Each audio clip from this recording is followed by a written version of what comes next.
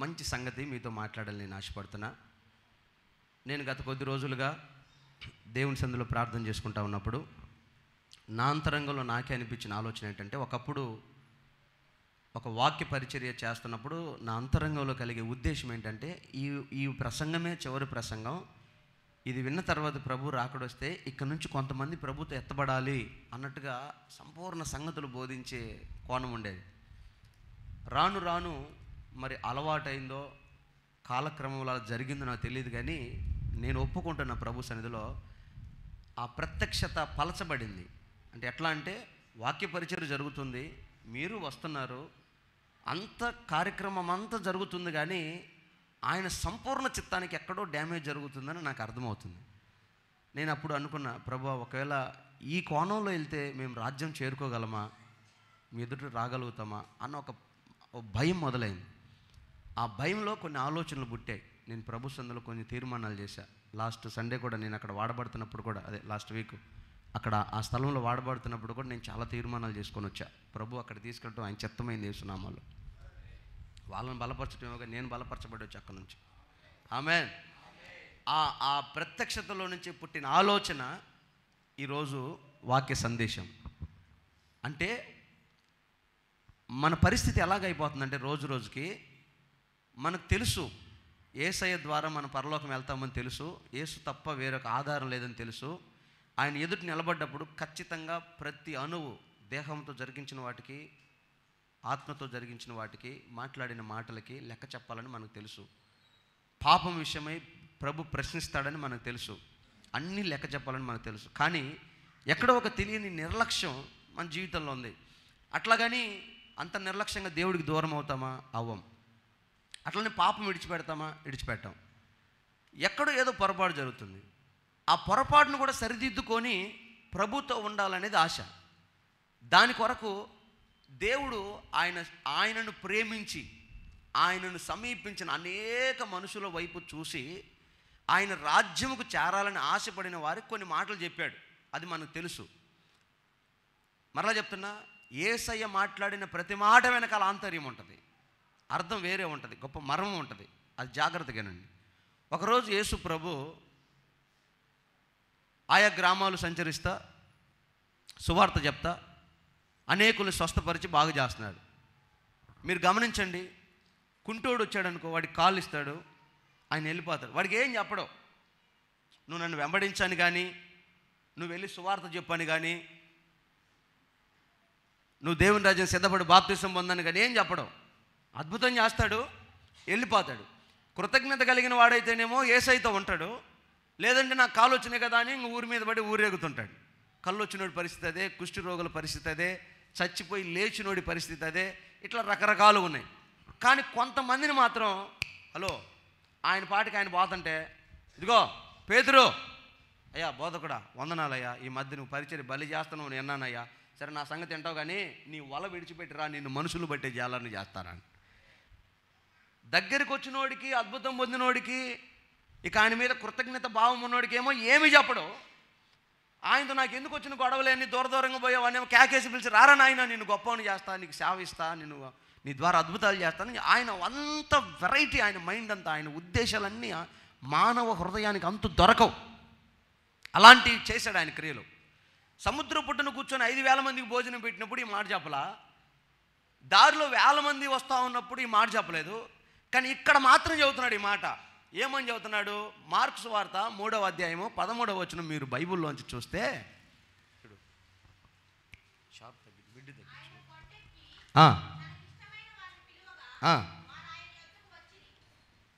అందరు తీసారా? ఆయన కొండెక్కి మిడ్డు తగ్గించి ఆయన కొండ ఎక్కి ఆయనకి ఇష్టమైన వారిని పిలవగా ఆయన యొద్దకి వచ్చేది. ఆయన ఎక్కడుండి పిలిచాడు వాళ్ళని? ఈరోజు చాలా ప్రత్యేకమైన మాట, మన జీవితకాలం స్థిరపరచుకునే మాట చదువుతాం. ఎక్కడుండి పిలిచాడు ఆయన? ఇప్పుడు కాళ్ళు లేని వాళ్ళు, ముసలోళ్ళు, కాళ్ళు నొప్పులు, మోకాలు నొప్పులు వచ్చి ఏదో అద్భుతం చేస్తాడని చూద్దామని ఇందామని ఆడదాకా వచ్చారనుకో, ఆయన గబగబ కొండ మీదకి ఎక్కి ఇంక రండి అంటున్నాడు. ఎట్టయ్యా ఎక్కేది? నాకేమైనా కాళ్ళు ఉన్నాయా? ఏం కింద కూర్చున్నప్పుడు ఆ మాట చెప్పకూడదా? ఇసుకలో కూర్చొని మాట్లాడావు కదా, పడవ మీద కూర్చొని బోటు మీద కూర్చొని రాజ్యానికి రావాలని సిద్ధపడిన వాళ్ళారా, మీరు మారు మనసు పొందండి, బాప్తిసం పొందండి, దీని లేని వారు ధన్యులు, సాత్వికులు ధన్యులు, ప్రేమ కలిగిన వారు ధన్యులు, ఈ మాటలన్నీ చెప్పావు కదా, అప్పుడు చెప్పొచ్చు కదా. గబగబ కొండెక్కి అక్కడ నిలబడి చదువుతాను, ఇదిగో ఇదిగో దేవుని బిడ్డలారా, మీరందరూ నా దగ్గర రండి అని. ఎక్కగలిగినోడు ఉంటాడు, ఎక్కలేనోడు ఉంటాడు. మరి ఎక్కలేనోడు ఎక్కాలని ఆశతో ఉంటాడు, కానీ వాడు ఎక్కాలి. మరి ఎక్కాలి అంటే ఈ మాట వెనకాల ఏదో ఒక గొప్ప మర్మం దేవుడు దాచిపెట్టి ఉంచాడు. ఆయన ఉద్దేశం వేరే ఉంది. కొండ మీదకి వెళ్ళి కొండ మీదకి రమ్మన్నాడంటే ఆయన ఉద్దేశం వేరే ఉంది. అసలు ఎందుకు కొండ మీదకి ఎక్కాలి, ఎందుకు కొండ మీదకి రావాలి, కొండ మీదకి రమ్మని చెప్పడం వెనకాల దేవుని యొక్క ఉద్దేశం ఏంటి అని ఒకసారి మనం చూస్తే, ఒకసారి యేసు ప్రభు పేతురు, యాకోబు, యోహాను వీళ్ళ ముగ్గురిని పిలిచాడు. 12 మందిని తీసుకెళ్ళి కొండ దగ్గర తీసుకెళ్ళి ఆ 12 మందిలో ముగ్గురిని మాత్రం నాతో రమ్మని, మిగతా వాళ్ళు అక్కడ ఉండమని కొండ మీదకి వెళ్ళాడు. వీళ్ళు అనుకున్నారు, వీళ్ళు కొండ మీద పోయి ఏం చేస్తారు, అదేమన్నా అద్భుతమైన ఫ్రూట్ మార్కెట్ ఉందా, లేదా బిర్యానీ సెంటర్ ఉందా, పైన తినడానికి తాగడానికి ఎంజాయ్ చేయడానికి ఏముంది, కొండ మీద అరణ్యమే కదా, ఏం చేస్తారు, మహా అయితే ప్రార్థన చేసుకుంటారని కింద కూర్చున్నారు. వీళ్ళు పైకి వెళ్ళారు. వాళ్ళు పైకి వెళ్ళిన తర్వాత వీళ్ళ ముగ్గురిని కూర్చోబెట్టుకుని, యేసు ప్రభు మోకరించండి ప్రార్థన చేద్దాం అనగానే వారు అక్కడొకరు కూర్చున్నారు. యేసయ్య ఇక్కడ కూర్చున్నాడు. ప్రార్థన చేస్తూ ఉండగా వారందరి కన్నులు మూయబడ్డాయి, ఆకాశం తెరవబడింది, ఒక గొప్ప వెలుగు వారి మీదికి అలాగ దిగొచ్చింది.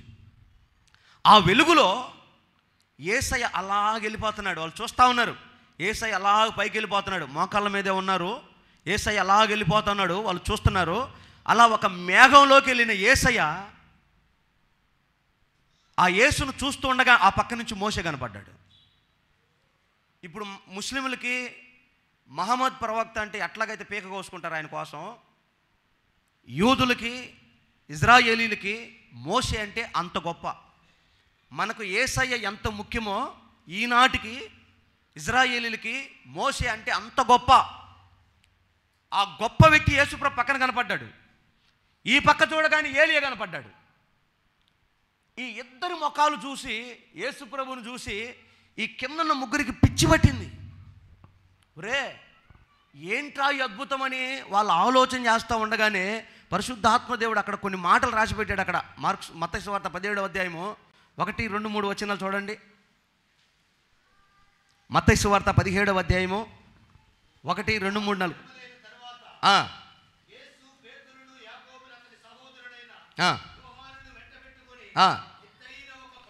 ఎత్తైన ఒక కొండ మీదికి వెళ్ళి ఏకాంతముగా వెళ్ళి వారి ఎదుట ఆ కొండ మీద యేసయ్య రూపాంతరము చెందెను. చప్పలు కొట్టండి గట్టిగా, దేవునికి స్తోత్రం కలుగును గాక. బేస్మెంట్ హల్లెలూయా, హల్లెలూయా, గట్టిగా చెప్పండి, చేతులెత్తి హల్లెలూయా. వాళ్ళు చూస్తుండగానే యేసయ్య ఎత్తైన ఒక కొండ మీదకి వెళ్ళాడు. ఆ కొండ మీదకి వెళ్ళిన ఆయన వాళ్ళు చూస్తూ ఉండగానే కొండ మీద ఏమవుతున్నాడంట, రూపాంతరము చెందుతున్నాడు. అంటే కొండ కింద ఎప్పుడు యేసయ్యకు ఇలాంటి ఎక్స్పీరియన్స్ లేదు. రూపాంతరం ఎక్కడ చెందలా. కొండ మీదకి వెళ్ళినప్పుడే పలుమార్లు ఆ దృశ్యాలను చూశారు శిష్యులు.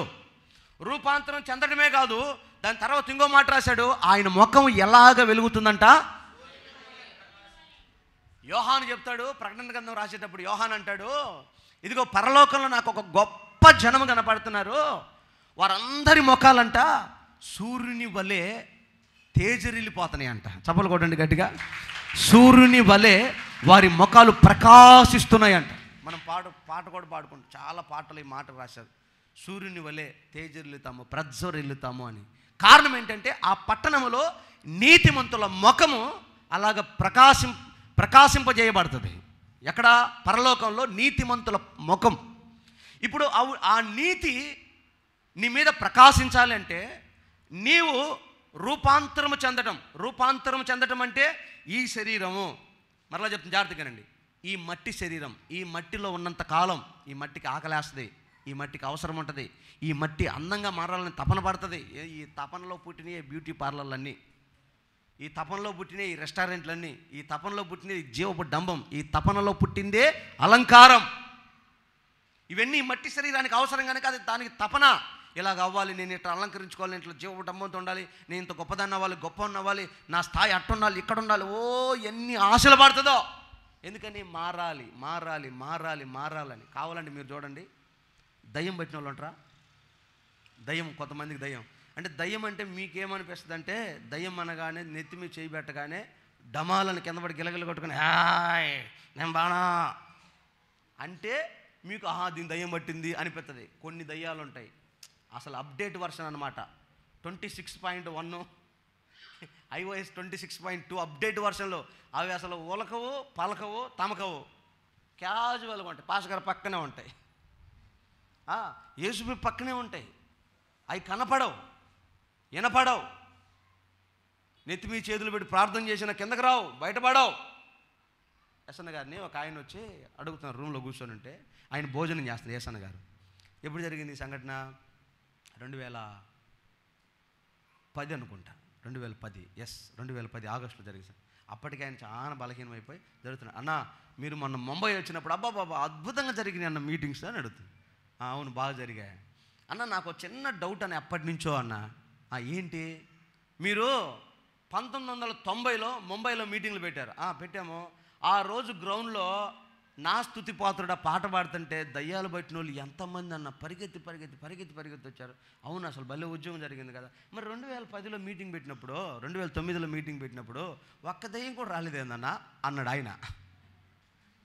ఏసన్న గారు నేను ఏం సమాధానం చెబుతాడో ఆశ్చర్యపోతే ఆయన సరదాగా సింపుల్గా చెప్పాడు, ఒక మధ్య నోట్లో పెట్టుకొని, అవి కూడా అప్డేట్ అయినాయి బెదరు, అంత తొందరగా రావు అన్నాడు.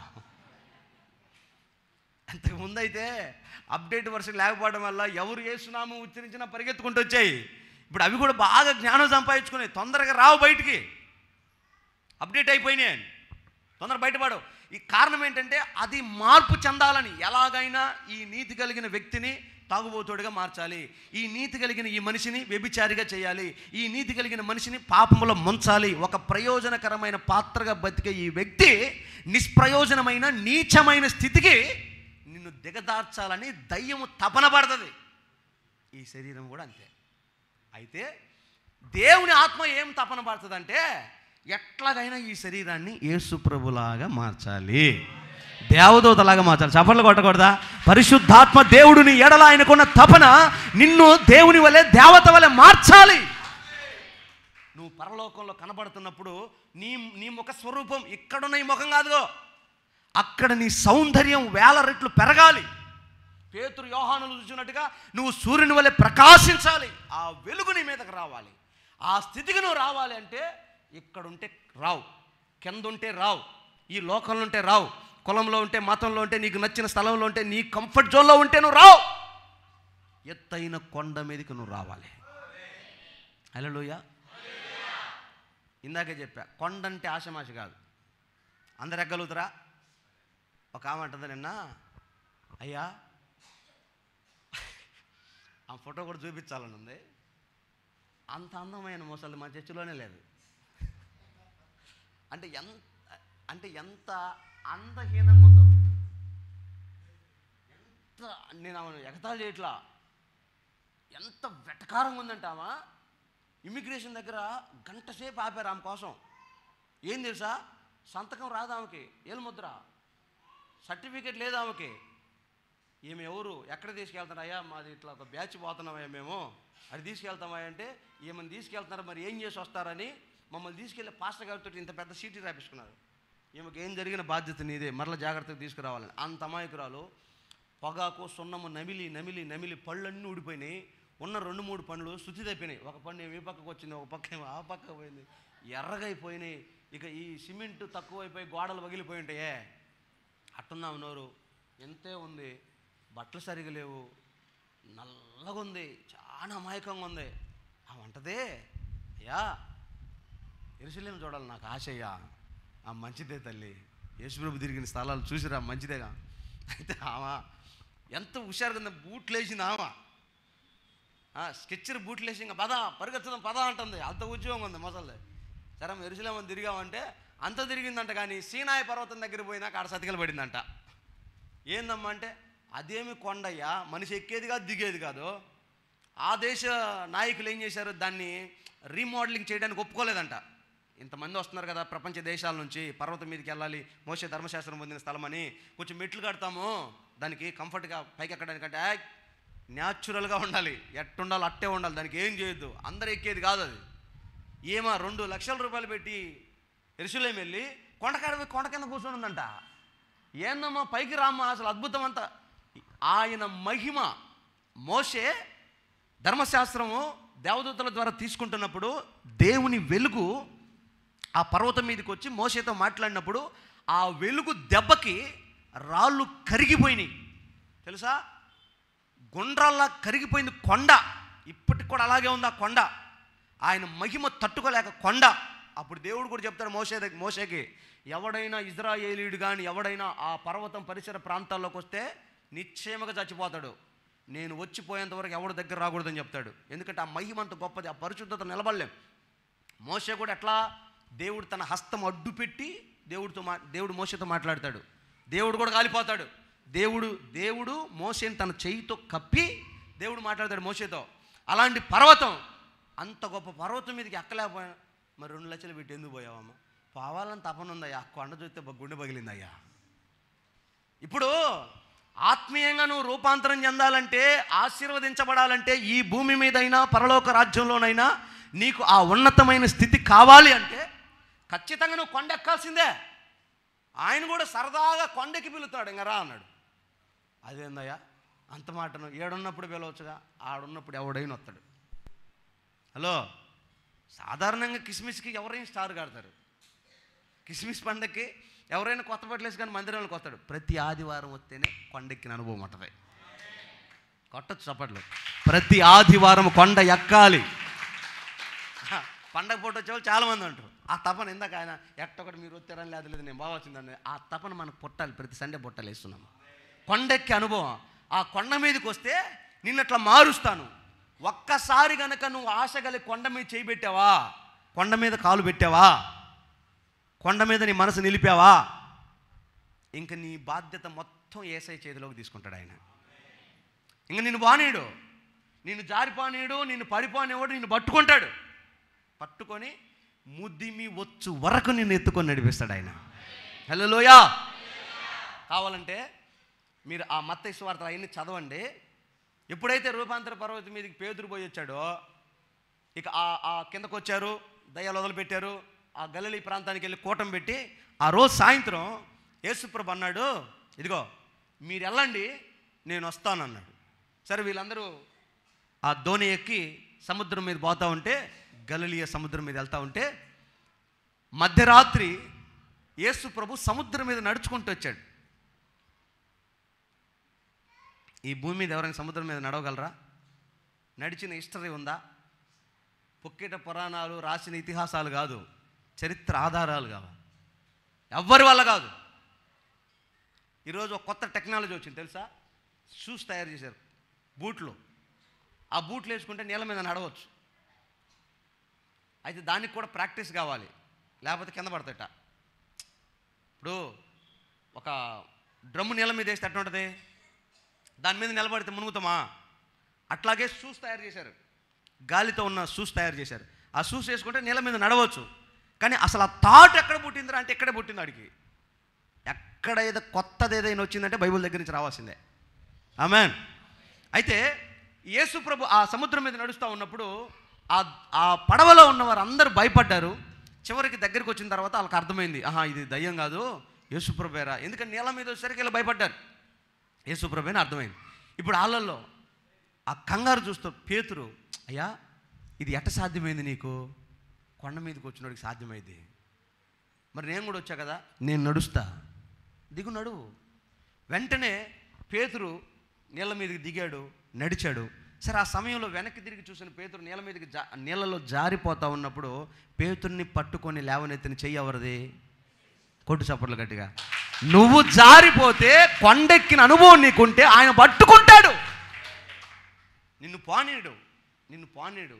కొంతమంది విషయంలో దైవజనుడు కానీ సహోదరులు కానీ మీ క్షేమం గురించి చేతులెత్తి ప్రార్థన చేయడానికి కారణం ఏంటంటే మీరు ఎక్కిన ఆత్మీయ శిఖరాలు గొప్పయి, మీరు ప్రయాణం చేసిన దైవజనుడు కానీ, మీరు ప్రయాణం చేసిన ఉపదేశ క్రమము కానీ, మీరు నడుస్తున్న పరిచర్య విధానం గొప్పది.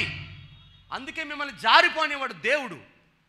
ఆత్మీయులు సహోదరులు మిమ్మల్ని పానివారు. ఖచ్చితంగా ఏ విధంగా చేతనైనా మిమ్మల్ని పట్టుకొచ్చి మరలా ప్రభు పర్వతం మీద నిలబెట్టాలని ప్రయత్నం చేస్తారు. కారణం ఏంటంటే నిన్ను జారిపోనివాడు. ఖచ్చితంగా ఆయన నిన్ను లేవనెత్తుతాడు. ఆమేన్.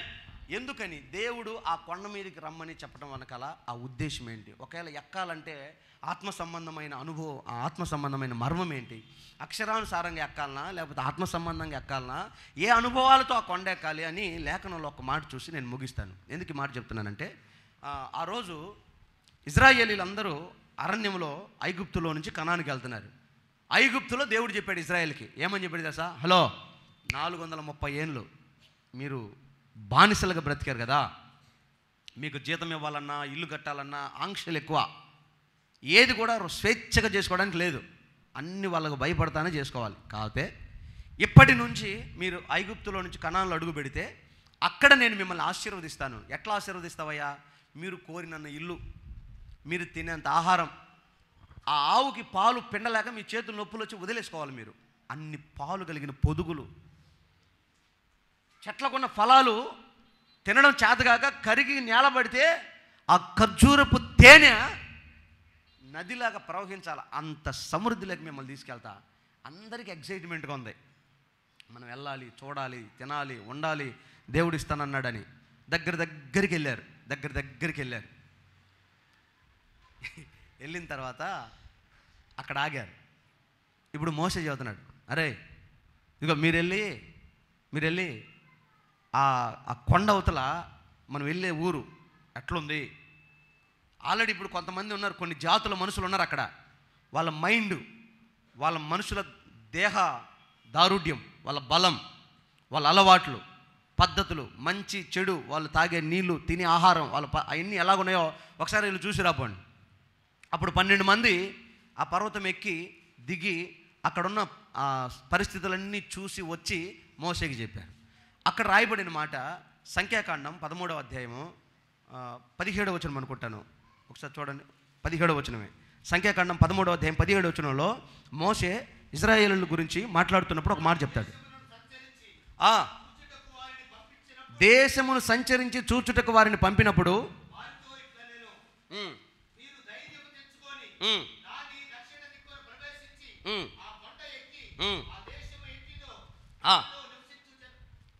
చదువు. ఆ దేశం ఎట్టిదో,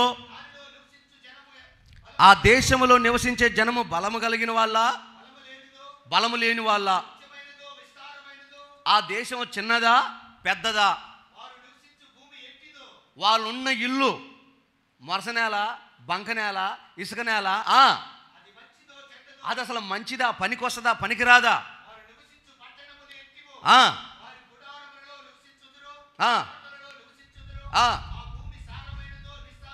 చాలండి. ఇక మీరు ఆ కింద చాలా విషయాలు ఉన్నాయి చూడండి. అసలు ఇది ఎంత యోగ్యమైనది. హలో, నా వైపు చూడండి ఒకసారి, గట్టిగా హల్లెలూయా చెప్పండి.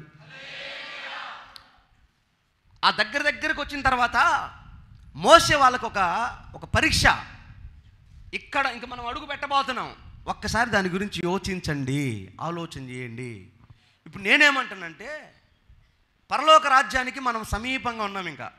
ఇక మీరు నమ్మినా నమ్మకపోయినా, నిరీక్షణ ఉన్నా లేకున్నా, ఓయబ్బా మా తాతల కానీ చెబుతానే ఉన్నారులే, ఆయన వస్తాడు తీసుకెళ్ళిపోతాడని మీరు అనుకున్నా అనుకోకపోయినా, ఇంత జరిగిన తర్వాత కూడా మీకు ఆ ప్రవచనాలు నేను చెప్తాను.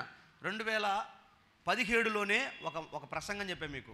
రాబోయే దినాల్లో అమెరికా మెల్లిగా దాని ఆర్థిక స్థితి కోల్పోయి, దాని సైన్య బలము కోల్పోయి, అమెరికా స్థితి తక్కువైపోయి యూరప్ దేశం పెరుగుతుంది అని. ఈరోజు అమెరికా డాలర్ వాల్యూ 80 రూపాయలు, 83 రూపాయలు ఉంటే ఒక యూరో వాల్యూ ఎంత ఉంది తెలుసా?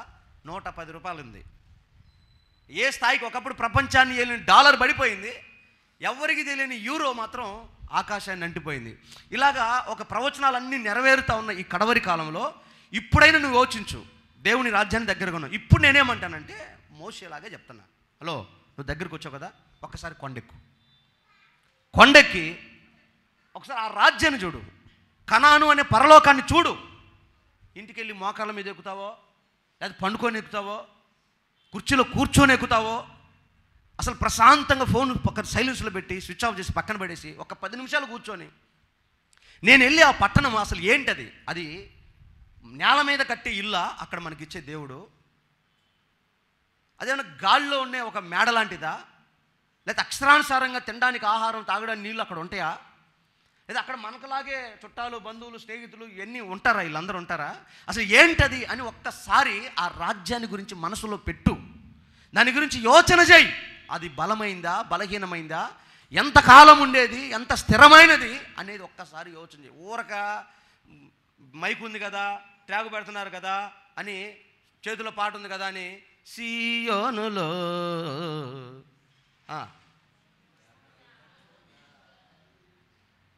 స్థిరమైందంటే పిల్లర్ లోపలికి వేసారా, భీములు గట్టిగేశారా, 25mm రాడ్లు వేసారా, ఏంటి స్థిరం? ఒక్కసారి ఆ కొండ మీదకి ఎక్కి అవతల జరిగే సంగతులు చూడు. ఈ పరలోకం పరలోకం అంటున్నారు, చచ్చిపోతున్నారు దేవుడి కోసం, కుటుంబాలు వదిలేసి వెళ్ళిపోతున్నారు, దేశాలు దాటి వదిలేసి బంధువులు స్నేహితులు పుట్టిన గడ్డని ఉన్న నేలని ఆస్తిపాస్తుల్ని ఉద్యోగాల్ని భాషను మొత్తాన్ని వదిలిపెట్టి తెలియని ప్రాంతంలో తెలియని ప్రజల కోసం జీవితాలు త్యాగం చేసి వెళ్ళిపోతున్నారు. అసలు ఏంట్రా రాజ్యం గురించని ఒక్కసారి యోచన చేయి. ఒకవేళ నీకు అర్థమైతే ఈ ఆరాధనలోనైనా ఈ రోజైనా ఒక తీర్మానం చేసుకో, నేను యేసునామమున కొండను ఎక్కుదునుగాక. ఎందుకంటే ఆ కొండ మీదకి వస్తేనే నువ్వు రూపాంతరం చెందుతావు. ఆ కొండ మీదకి వస్తేనే నువ్వు నీతిమంతుడివై నీతిమంతురాలువై నువ్వు సూర్యుని వలె ప్రకాశిస్తావు. నువ్వు కొండ మీదకి రాకుండా కొండ చుట్టూ తిరిగితే నో యూస్. సముద్రం లోతులోకి వెళ్తేనే నీ వలలో చేపలు నిండుతాయి. పైన దరిదరిన పేతురు తిరిగినట్టుగా తిరిగితే మన ఆశీర్వాదం పొందలేం. ఆత్మీయతలో నీవు నీ కుటుంబం నీ పిల్లలు లోతుకు దిగాలి, ఆశీర్వదించబడాలి. ఈ మాటలు నీ మనస్సును స్థిరపరచబడునుగాక. ఒక్క మనిషిని గురించి మీకు చెప్పి నేను ముగిస్తా. ఒక ఆయన ఎక్కాడు కొండ. చాలా ఇప్పుడు మనం అందరం ఇప్పుడు నేను చెప్పిన ఈ విషయాలు మీకు అర్థమైనాయి. ఎంతమంది కొండ ఎక్కగలరు? హల్లెలూయా చెప్పండి.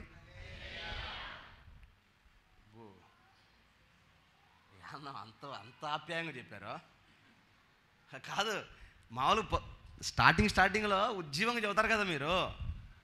ఆ డెప్త్ ఎందుకు రాదు? ఎక్కాలి కదా మరి. ఒకవేళ ఇప్పటిదాకా ఎక్కకపోయినా ఎక్కే ఓపిక లేకపోయినా దోగడితేనే ఎక్కాల్సింది, తప్పదు. ఆమె గట్టిగా హల్లెలూయా చెప్పండి. ఇక వేరే ఆప్షన్ లేదమ్మా. చర్చికి రామ్మా, మాకు కూడా చర్చిలో అన్నయ్య నీకు ఆప్షన్ ఉంది ఇక్కడ, అక్కడ లేదు. ఎందుకంటే ఒక ప్రాసెస్ ఉంది. ఇందాక ప్రారంభంలో చెప్పా, ఒక నియమం ఉంది. దైవజనుడైన పేతురు, దైవజనుడైన పౌలు, మన ప్రభు అయిన యేసుక్రీస్తు కూడా ఈ మాటే చెప్పారు. ఏమని చెప్పాడు? నేను జయించి నా తండ్రి సింహాసనమందు కూర్చుండి ఉన్న ప్రకారము. అది మీరు నోటీస్ చేయండి. ప్రకారము అంటే నియమం ప్రకారం, రూల్స్ ప్రకారం. అర్థమైందా? పరిగెత్తండ్రా అల్లదిగా ఆడ ఉంది జెండా. ఎవడైతే ముందెళ్ళి ఆ జెండా బీక్కొని వస్తాడో వాడికే బహుమానం అంటే వీడు బండి వేసుకొని బుర్రు పోయి లాక్కొని వస్తాడు. వాడికెత్తారా? పరిగెత్తున్నంత పిచ్చోళ్ళ. నీ కంఫర్ట్ నువ్వు చూసుకుంటే కాదు, కొండ ఎక్కాల్సిందే. నిన్న ఒక ఆయన అన్నాడు, బెదరు నా మాటిని చర్చి పైనేసి కింద నువ్వు ప్రశాంతంగా ఇల్లు కట్టుకో, పెద్ద ఇల్లు కట్టుకో అన్నాడు. నేను ఆయనతో ఏమన్నా తెలుసా? మా తల్లులు ముసలోళ్ళు అవుతారయ్యా, అన్ని మెట్లెక్కి పైన పోలేరయ్యా, కింద కూర్చుంటారులయ్యా, నేనే ఎక్కుతాలే తిప్పలు పడి ఎట్టొకట్ట పైకి అని చెప్పి ఆయనకి. ఎంత కంఫర్ట్ చూస్తానో చూడ మీకు. ఇంతవరకు అయితే చేయగలను, కొండ మీదకి మాత్రం నువ్వే రావాల్సిందే. ఆయన నేను చెప్తే ఆయన ఒప్పుకోడు. ఎక్కిన వాళ్ళదే రూపాంతరం, ఎక్కిన వాళ్ళదే నీతి, ఎక్కిన వాళ్ళదే ప్రకాశమానమైన వెలుగు. ఎక్కాల్సిందే. అయితే ఈ కొండ ఎక్కాలంటే ఏం కావాలి? యేసయ్య పిలిచాడు. ఇదిగో యేసయ్య పర్వతం ఎక్కి తన వారిని ఏం చేశాడంటే ఆయన పిలిచాడు. ఒక్క ఆయన గురించి చెప్పి ముగిస్తానన్న. దేవుడు యేసయ్య ఒక ఆయన పిలిచాడు. ఆయన పరిస్థితి ఏంటంటే ఆయన చెట్టు కింద కూర్చొని ఎంజాయ్ చేస్తాడు. ఆ కళ్ళు మూసుకొని, బా ప్రభా డబ్బులు ఇచ్చావు, 318 మంది సైన్యమయ్యా, నా కోసం ఒక్కొక్కడు పీక కోసుకోమంటే కోసుకుంటాడు, బా ఎంత మంచి సహవాసం ఇచ్చావయ్యా. ఇక మా ఆవిడ సిట్టు అంటే సిట్టు చెప్పరేందండి. మీ ఆవిడ కాదన్నా, వాళ్ళ ఆవిడ వేరే.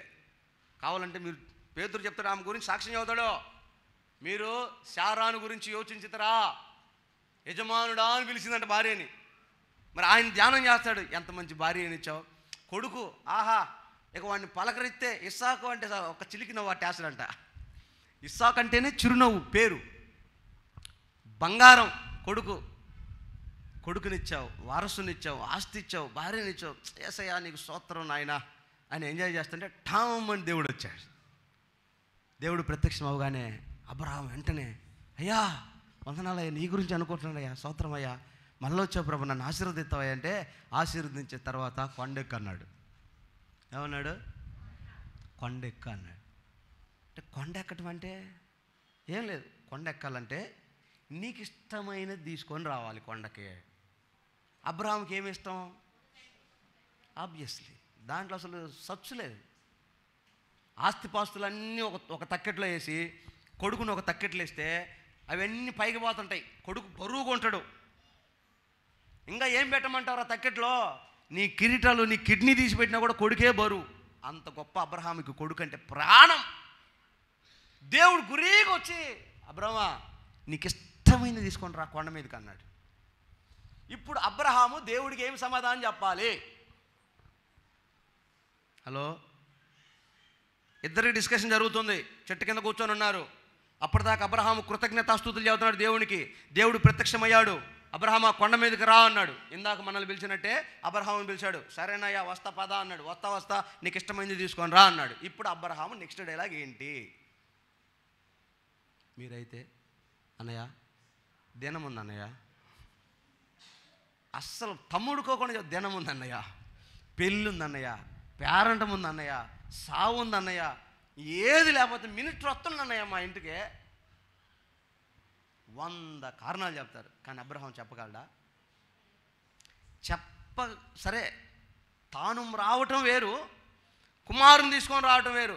కుమారుని తీసుకొని రావడానికి ఏమైంది? చేతిలో పట్టుకొని రాకూడదా? రావచ్చు. ఆడకు వచ్చిన తర్వాత ఆ ఇష్టమైంది మరలా వెనక దేశపడడానికి లేదు. హలో, ఒక ఆయన ఫోన్ చేసి అన్నాడు, పాస్టర్ గారు అసలు మీకు ఇంత గర్వం అని నాకు తెలియదు పాస్టర్ గారు. నాకేడుందని ఆయన గర్వము, నాకేడ గర్వం ఉంది? నేను ఏది తింటే నీకు అది పెడతాను, నేను ఎక్కడ కూర్చుంటే నేను అక్కడ కూర్చోబెడతాను. నీతో ఒక్కడిగా ఉన్నా కానీ, పులిపిండి మీద ఉన్నప్పుడే నేను సేవకుని, కానీ మిగతా అన్నప్పుడు నీ వంటి సహోదరునే కదా. మా పరిచర్య అంటావు, మా పద్ధతి అంటావు, మా ప్రార్థన అంటావు, పరిశుద్ధాత్మ అభిషేకం అంటావు, ఇంత ఇది పనికిరాదు పాస్టర్ గారు. అది సరే, ఇప్పుడు ఏం చేయమంటావు? నేను 10,000 ఇద్దామని వచ్చా, నీ మాటరా నాకు నచ్చరా, అందుకని ఏం చేశా? ఇప్పుడు అబ్రహాం కూడా కొండ మీదకి వచ్చి ఇస్సాకుని తీసుకొచ్చి, ఇదిగో ప్రభువా నువ్వు ఇంత దుర్మార్గుడు అనుకోలేదయ్యా, ఈయన తీసుకెళ్ళి బలిపీఠం మీద పెట్టగానే ఏం చేయాలా? అబ్రహామా ఆగో, అదిగో పొట్టేలు ఉందని చెప్పొద్దా?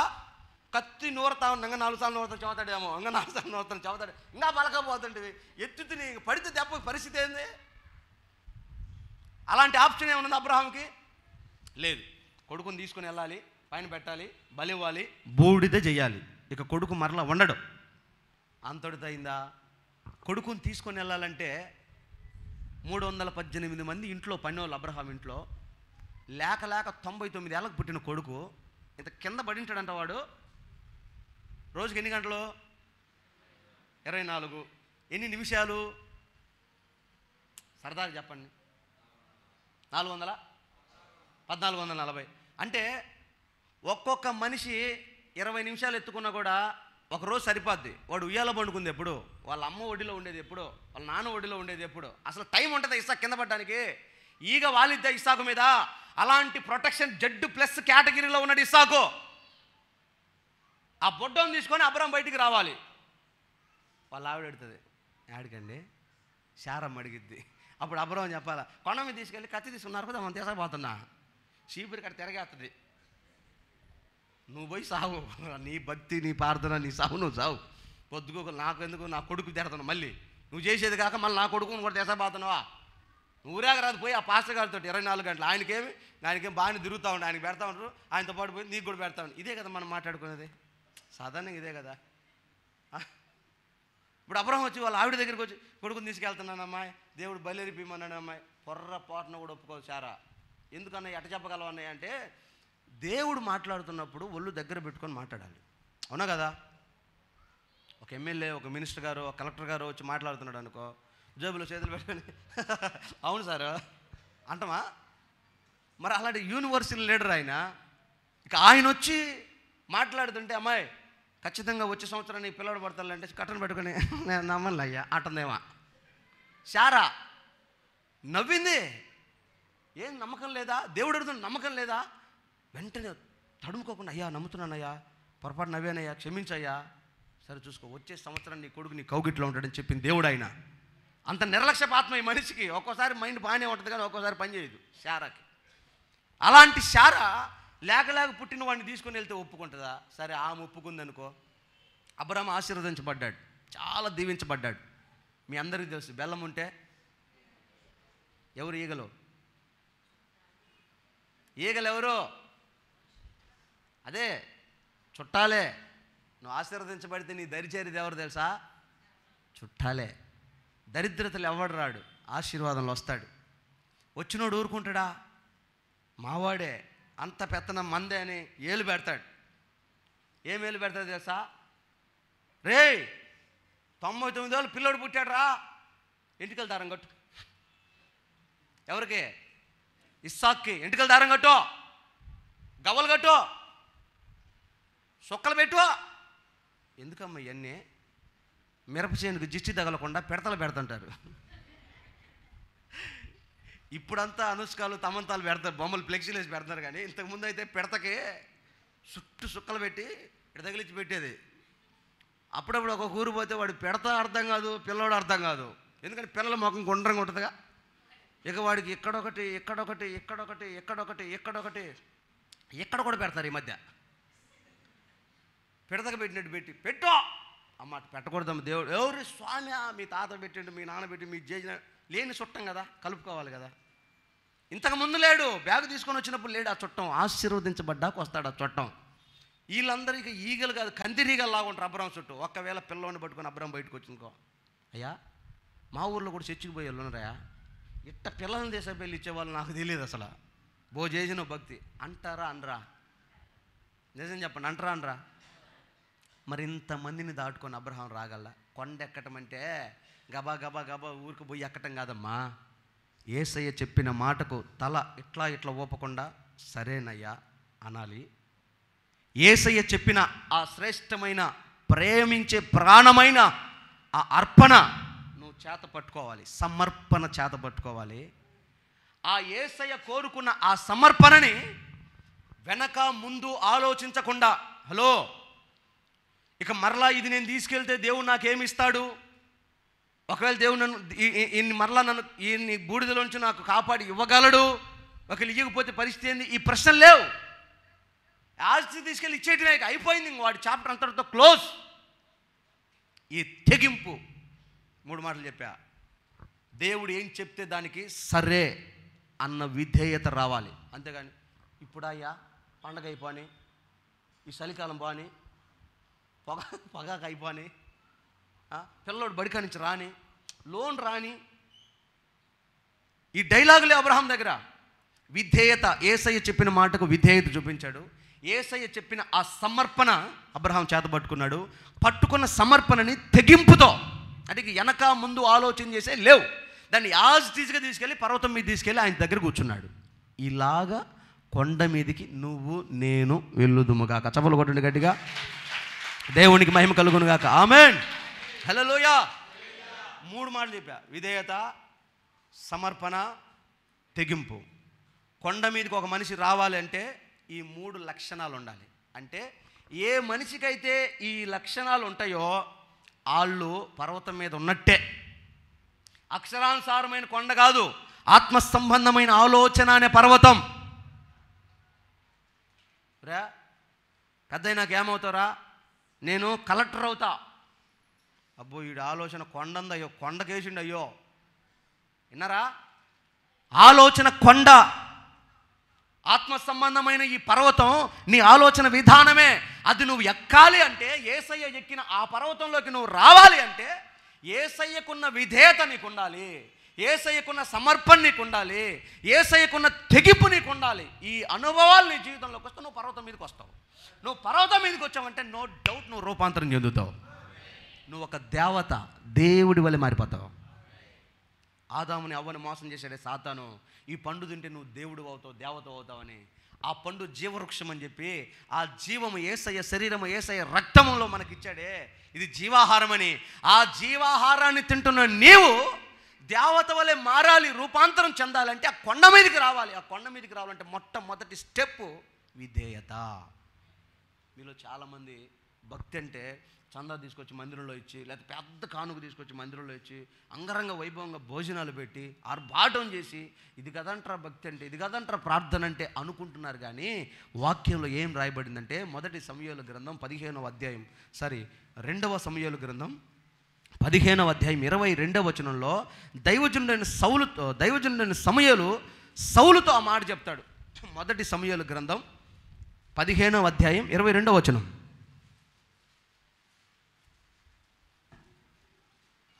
త్వరగా.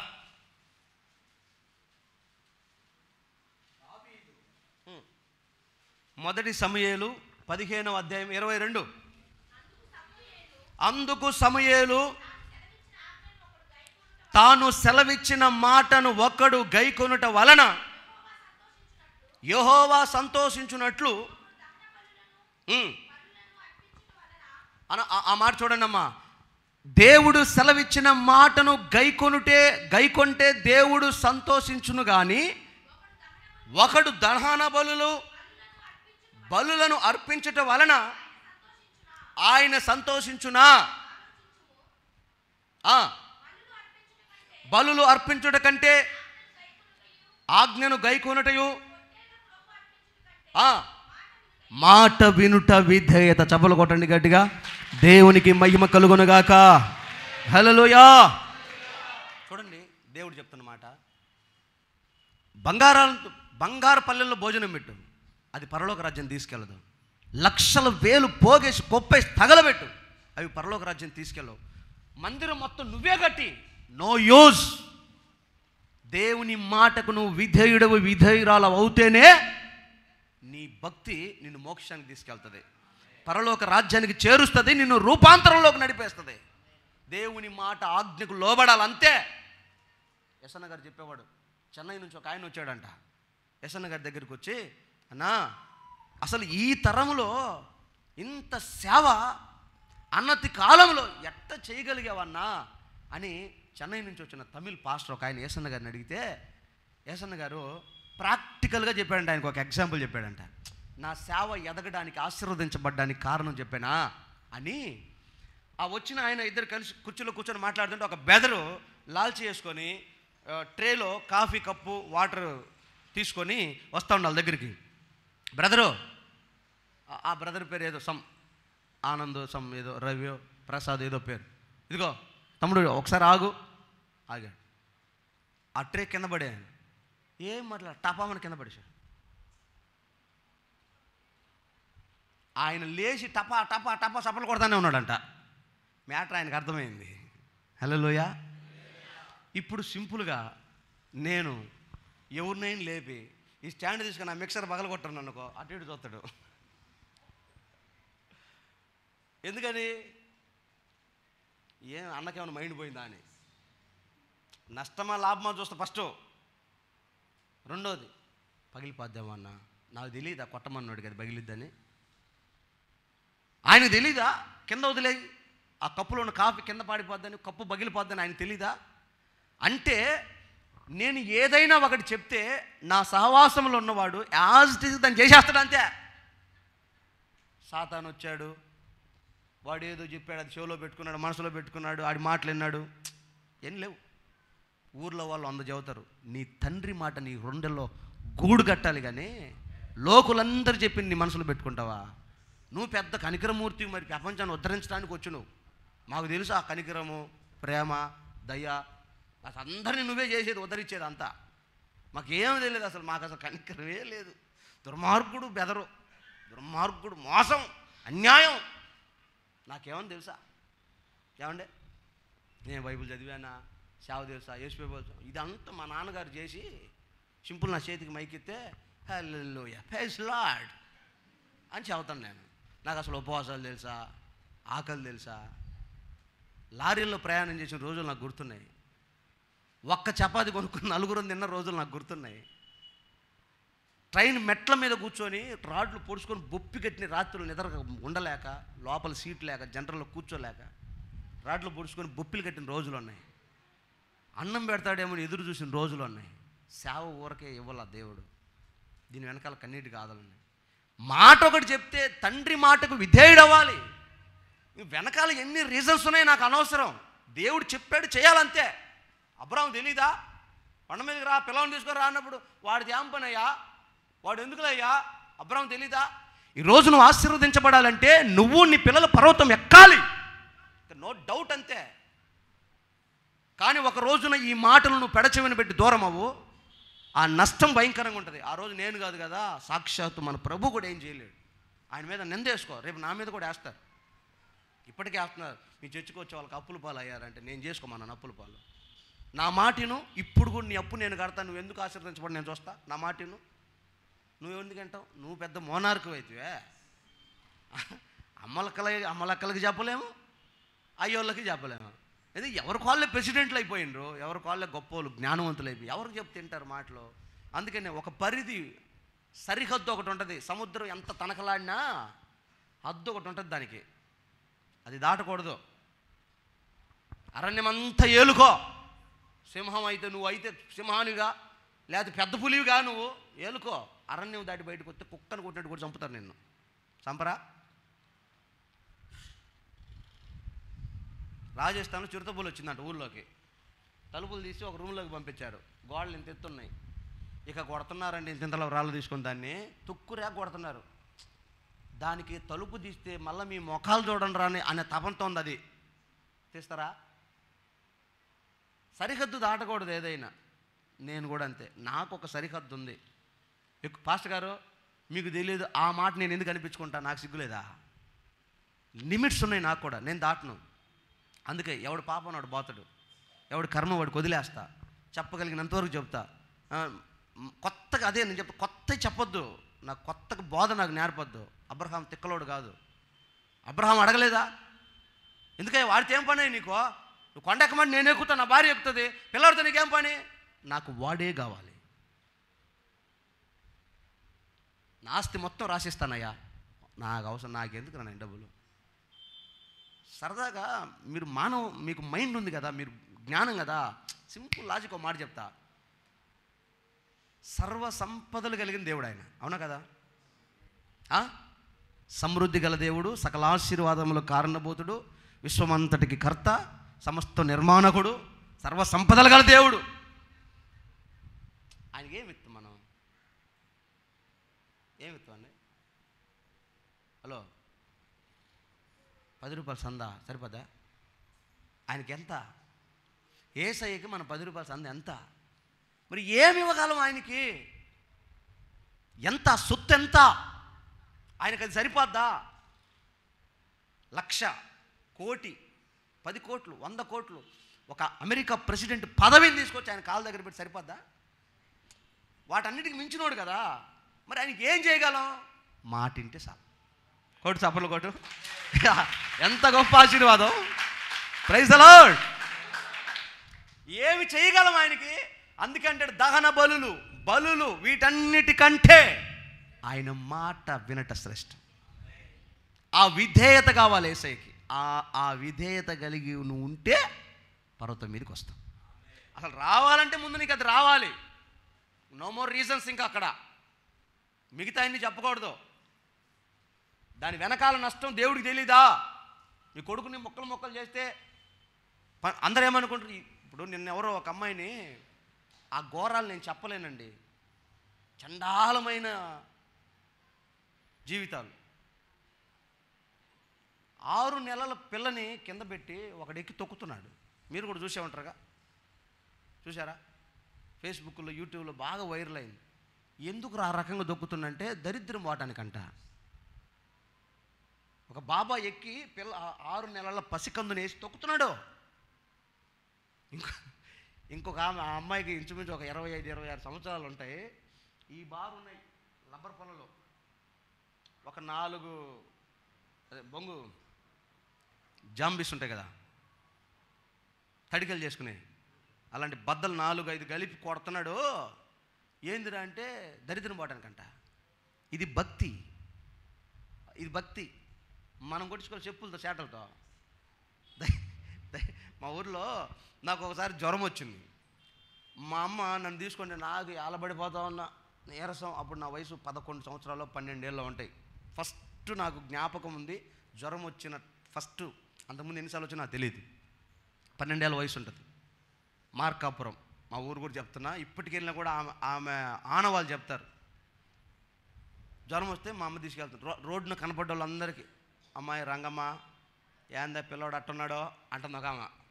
జ్వరం వచ్చింది అత్త, ఏడ తీసుకెళ్తున్నావు? ఆండాలమ్మ కాడికి తీసుకెళ్తున్నా. నేను అనుకున్నా ఆమె డాక్టర్ అమ్మ ఏమో అనుకున్నా. ఎక్కడ తీసుకెళ్తాంట? ఆమె పేరు కూడా ఆండాలమ్మ. ఆండాలమ్మ కాడికి తీసుకెళ్తున్నా. తీసుకెళ్ళింది. నాకు నీరసంగా ఉంది, ఏం తిన్నా వాంతి వస్తుంది. నేను ఆడ కూర్చొని ఉంటే ఆమె చుట్టూ ఆర్భాటం ఉంది, ఎర్ర చీర కట్టింది, ₹1-2 బిల్లంత బొట్టు పెట్టింది. ఆమెను చూస్తేనే మళ్ళీ కొత్త జ్వరం వచ్చేటట్టుంది నాకు. ఇక కూర్చొని చూస్తాను, ఆమె నాకు వెళ్ళి చూస్తుంది కొద్దిసేపు, నేను ఏలబడి చూస్తాను ఏం చేస్తారేమో అని. మంచిది ఈ పురుకోస ఉంటుంది, పురుకోస కాకుండా ఇంకొక జనపనారతో చేసిన తాడు ఉంటుంది, దానికి పసుపు వేసింది, కుంకుమ వేసింది, ఎందెందో చేసింది, తీసుకొచ్చి నా మెడకు కట్టింది. అంగ తగ్గిపోద్దులే అంటే, నాకు అంగ తగ్గిపోద్దులే అనుకుంటాను నేను.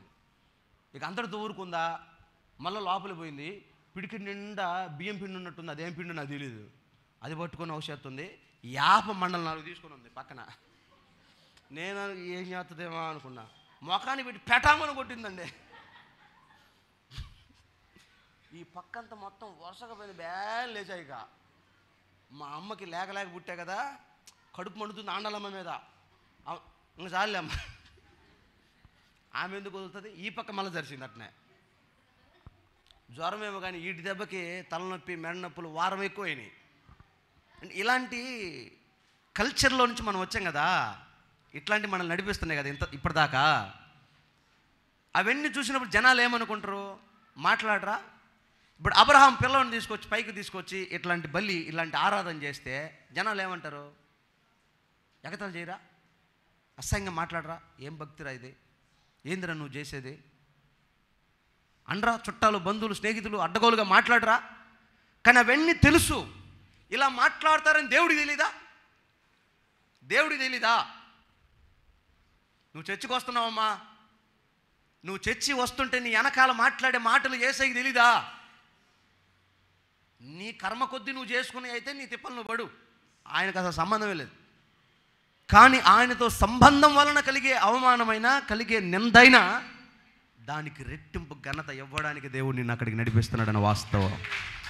ఆమేన్.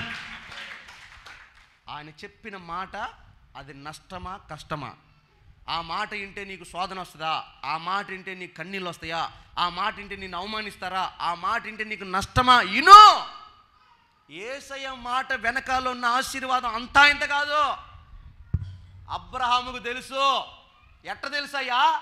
ఎట్టంటే ఏమీ లేనప్పుడు అబ్రహాం ఉసూర్మంట, అసలు ఈ దేవుడు అనేవాడు ఉంటే నా బతుకేంది ఎట్టుంది, నా వ్యాపారం ఏంది ఎట్టుంది, నా బొమ్మలు ఎవడు కొనట్లేదని ఆలోచన చేస్తుంటే అబ్రహాముకు దేవుడు ఒక్క మాట చెప్పాడు, అబ్రహామా అంటే ఇప్పుడు అయ్యాన్ నేను చూపించే దేశానికి నువ్వు ప్రయాణం ఎల్లు, నేను నిన్ను ఆశీర్వదిస్తాను అన్నాడు. ఒక్క మాటే. వెంటనే లోపలికి వెళ్ళి బ్యాగ్ తీసుకొని బయటకు వచ్చేసాడు. ఆయన చెప్పాడు, ఆశీర్వదించాడు. అది చూశాడు అబ్రహాము. వదులుతాడా? ఒరే, ఆయన చెప్పిన మాట వింటే ఇంత ఆశీర్వదించాడు రా, ఇప్పుడు వీడిని బలిపీఠం మీద పెట్టాలన్నాడంటే, వీడిని తీసుకొని రమ్మన్నాడంటే దీని వెనకాల ఇంకేం ఆశీర్వాదం ఉందో అని చెప్పి అక్కడ తీసుకెళ్ళాడు. ఆ విశ్వాసాన్ని, ఆ నిరీక్షణని దేవుడు పానివ్వలేదు. అంతకు మించిన ఆశీర్వాదం అబ్రహాం ఇస్సాకు ప్లేస్లో పొట్టేళ్ళని తీసుకొచ్చి బలేర్పించి ఆ అర్పణకు ప్రతిగా గొప్ప దీవెన అబ్రహాంకి ఇచ్చాడు. చప్పట్లు కొట్టు గట్టిగా దేవునికి స్తోత్రం కలుగును గాక. హల్లెలూయా, హల్లెలూయా. కనుక ఈ కడవరి కాలంలో పరలోక రాజ్యానికి సమీపమైన మన జీవితాల్లో ఈ విధేయత మనకు కావాలి. నా మాట వినండి. మనుషుల మాయోపాయములకు మీ మనసులో, మీ హృదయంలో చోటు ఇవ్వకుండా దేవుని మాటకి, దైవజనుడి మాటకి, వాక్యానికి చోటిచ్చి ఆ మాట ప్రకారం మీ జీవితాలు కట్టుకోండి. ఈ విధేయతే మీకు ఆశీర్వాదమగును కాక. 2 మాటలు ఉన్నాయి, టైం అయిపోయింది, సింపుల్గా చెప్తా. రెండో మాట సమర్పణ. సమర్పణ అంటే అర్థం ఏంటంటే నీకు కలిగిన దాన్ని తీసుకెళ్ళి సమర్పించటం. ఎగ్జాంపుల్ చెప్తా. యెఫ్తా కుమార్తెని సమర్పించాడు. ఇంకా తనకు తర్వాత వంశం ఉండదు కానీ సమర్పించాడు. పేతురు తనకు లాభం వచ్చే వలని సమర్పించాడు. తనకు తర్వాత లాభం లేదు, నువ్వు మనుషులను బట్టే జాలనలు చేస్తావా, ఆస్తులు ఇస్తావా, అభిషేకం ఇస్తావా, సచ్చినోళ్ళని లేపే సామర్థ్యం ఇస్తావా, ఇవన్నీ 4 ఏళ్ళ తర్వాత జరిగేది. అప్పటికి పేతురుకు తెలియదు అభిషేకం ఆశీర్వాదాలు అన్నీ. ఆ క్షణం ఏమన్నాడంటే నీకు లాభంగా ఉందే ఆ వలదులు పెట్టి వచ్చాయి అన్నాడు. అది పడేసి వచ్చాయి అన్నాడు. అది సమర్పణ. మత్తయి ఆయన ఒక ఇన్కమ్ ట్యాక్స్ ఆఫీసర్. మత్తయి కూర్చొని పద్దులు రాస్తుంటే నన్ను వెంబడించన్నాడు. తన ఉద్యోగాన్ని వదిలిపెట్టి వచ్చాడు. జక్కయ్య ఉద్యోగం వ్యాపారం కాదు, విస్తారమైన ఆస్తి సంపాదించుకున్నాడు. దొంగతనం చేశాడో, మోసం చేశాడో, అన్యాయం చేశాడో, మొత్తాన్ని కూడబెట్టాడు. మొత్తాన్ని 4 గింతలు పంచిపెట్టి వచ్చాడు. సమర్పణ.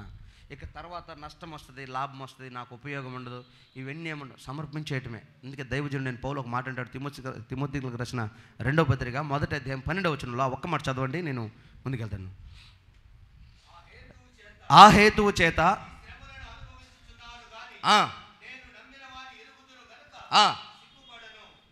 అది హలో దైవజనుడు పౌలు గారు అంటారు, నేను సమర్పించుకున్నాను, నా జ్ఞానము, నా ఆస్తి, నా పదవి, నా అంతస్తు మొత్తం పోయిందని మీరు అనుకుంటున్నారు కదా. నేను ఎరుగుదును, ఆయన నాకు తెలుసు, ఈ కారణంతో నేను నష్టపోయినందుకు సిగ్గుపడను, ఆయన నన్ను సిగ్గుపడనివ్వడు. ఇది సమర్పణ.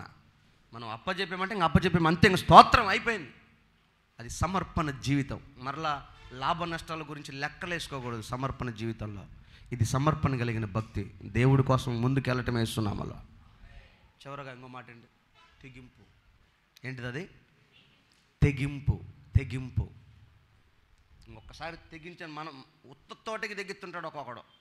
నేను తెగించింది అనుకో, ఏమైతే భార్యాభర్తలు మాట్లాడుకుంటున్నారు, ఇద్దరికి మాట పొసగలేదు, కోపం వస్తుంది, ఆయనకు వస్తుంది, ఆమెకు వస్తుంది. ఇప్పుడు ఎవరో ఒకరు తగ్గితే అంతటితో అయిపోద్ది. నేను తెగించింది అనుకో, ఏమైంది? ఇంట్లో ఉన్న రచ్చ రోడ్డుకు వస్తుంది, రోడ్లో ఉన్న రచ్చ ఊర్లోకి వెళ్తుంది, రేపు పొద్దున్న నీ ముఖం మీద ఓత్తారు. అంతేగా తెగిస్తే జరిగేది అదే కదమ్మా. తగ్గించుకుంటే కదా. ఆటికి కాదు తెగించమనాల్సింది, దేవుడు ఆటికి కాదు తెగించమంటుందే. దేవుడు నీకు చెప్పిన మాట, దేవుడు చెయ్యమన్న ప్రార్థన, చెయ్యమన్న భక్తి, పాడాల్సిన పాట, చెప్పాల్సిన సువార్త, చేయాల్సిన పరిచర్య, రక్షించాల్సిన ఆత్మలు, కుటుంబాలు, వాటి కొరకు తెగించు. వాటి మీద మనసు పెట్టు. దేనికి తెగిత్వం ఎందుకు? ఇక్కడ మనం తెగించాల్సింది, ఇక్కడ మనం సమర్పించుకోవాల్సింది. ఇక్కడ శిష్యులు ఎలుగెత్తి చెప్తున్నారంట, యేసు దేవుడు, మీరు సిలువ వేసిన యేసే రక్షకుడు, మీకు అర్థం కాక చంపేశారు ఆయన్ని, ఆయన ప్రాణం పెట్టడానికి వచ్చిన దేవుడు అని చెప్తే పట్టుకొని కొట్టారు. కొట్టి వాళ్ళకి ఏం చెప్పారు తెలుసా? గట్టిగా ఒకసారి అల్లో చెప్పండి. ఇదిగో మీరు చెప్తే చెప్పుకోండి, యేసుక్రీస్తు పేరు చెప్పకుండా చెప్పండి నన్ను. ఎట్ట చెప్తారన్నట్ట? మీరు ఊర్లో పోయారు, సువార్త చదువుతున్నారు, అమ్మాయి అవునా, ఊరు నీకు ఇంత తెలివితే అట్లా ఎంత వాక్యం తెలుసా మీకు? అవునే, మా పాస్టర్ గారు అటు చదువుతాడే. ఎవరు మీ పాస్టర్ గారు? ఆ పేరు చెబుతా మా వాళ్ళు ఒప్పుకోరు, కులంలో చేయలేస్తారు. మరి ఆడికి ఎట్ట తెలియాలా? వీళ్ళు ఏం చేశారు తెలుసా? అది మొదలుకొని మరీ ఎక్కువగా చెప్పారంట సువార్త, తెగించి చెప్పారంట. తెగింపది. జాన్ జీ పీటర్ అని ఒక దైవజనుడు ఉన్నాడు, ఇంగ్లాండ్కి సంబంధించిన ఆయన. ఎవరు? John G Peter.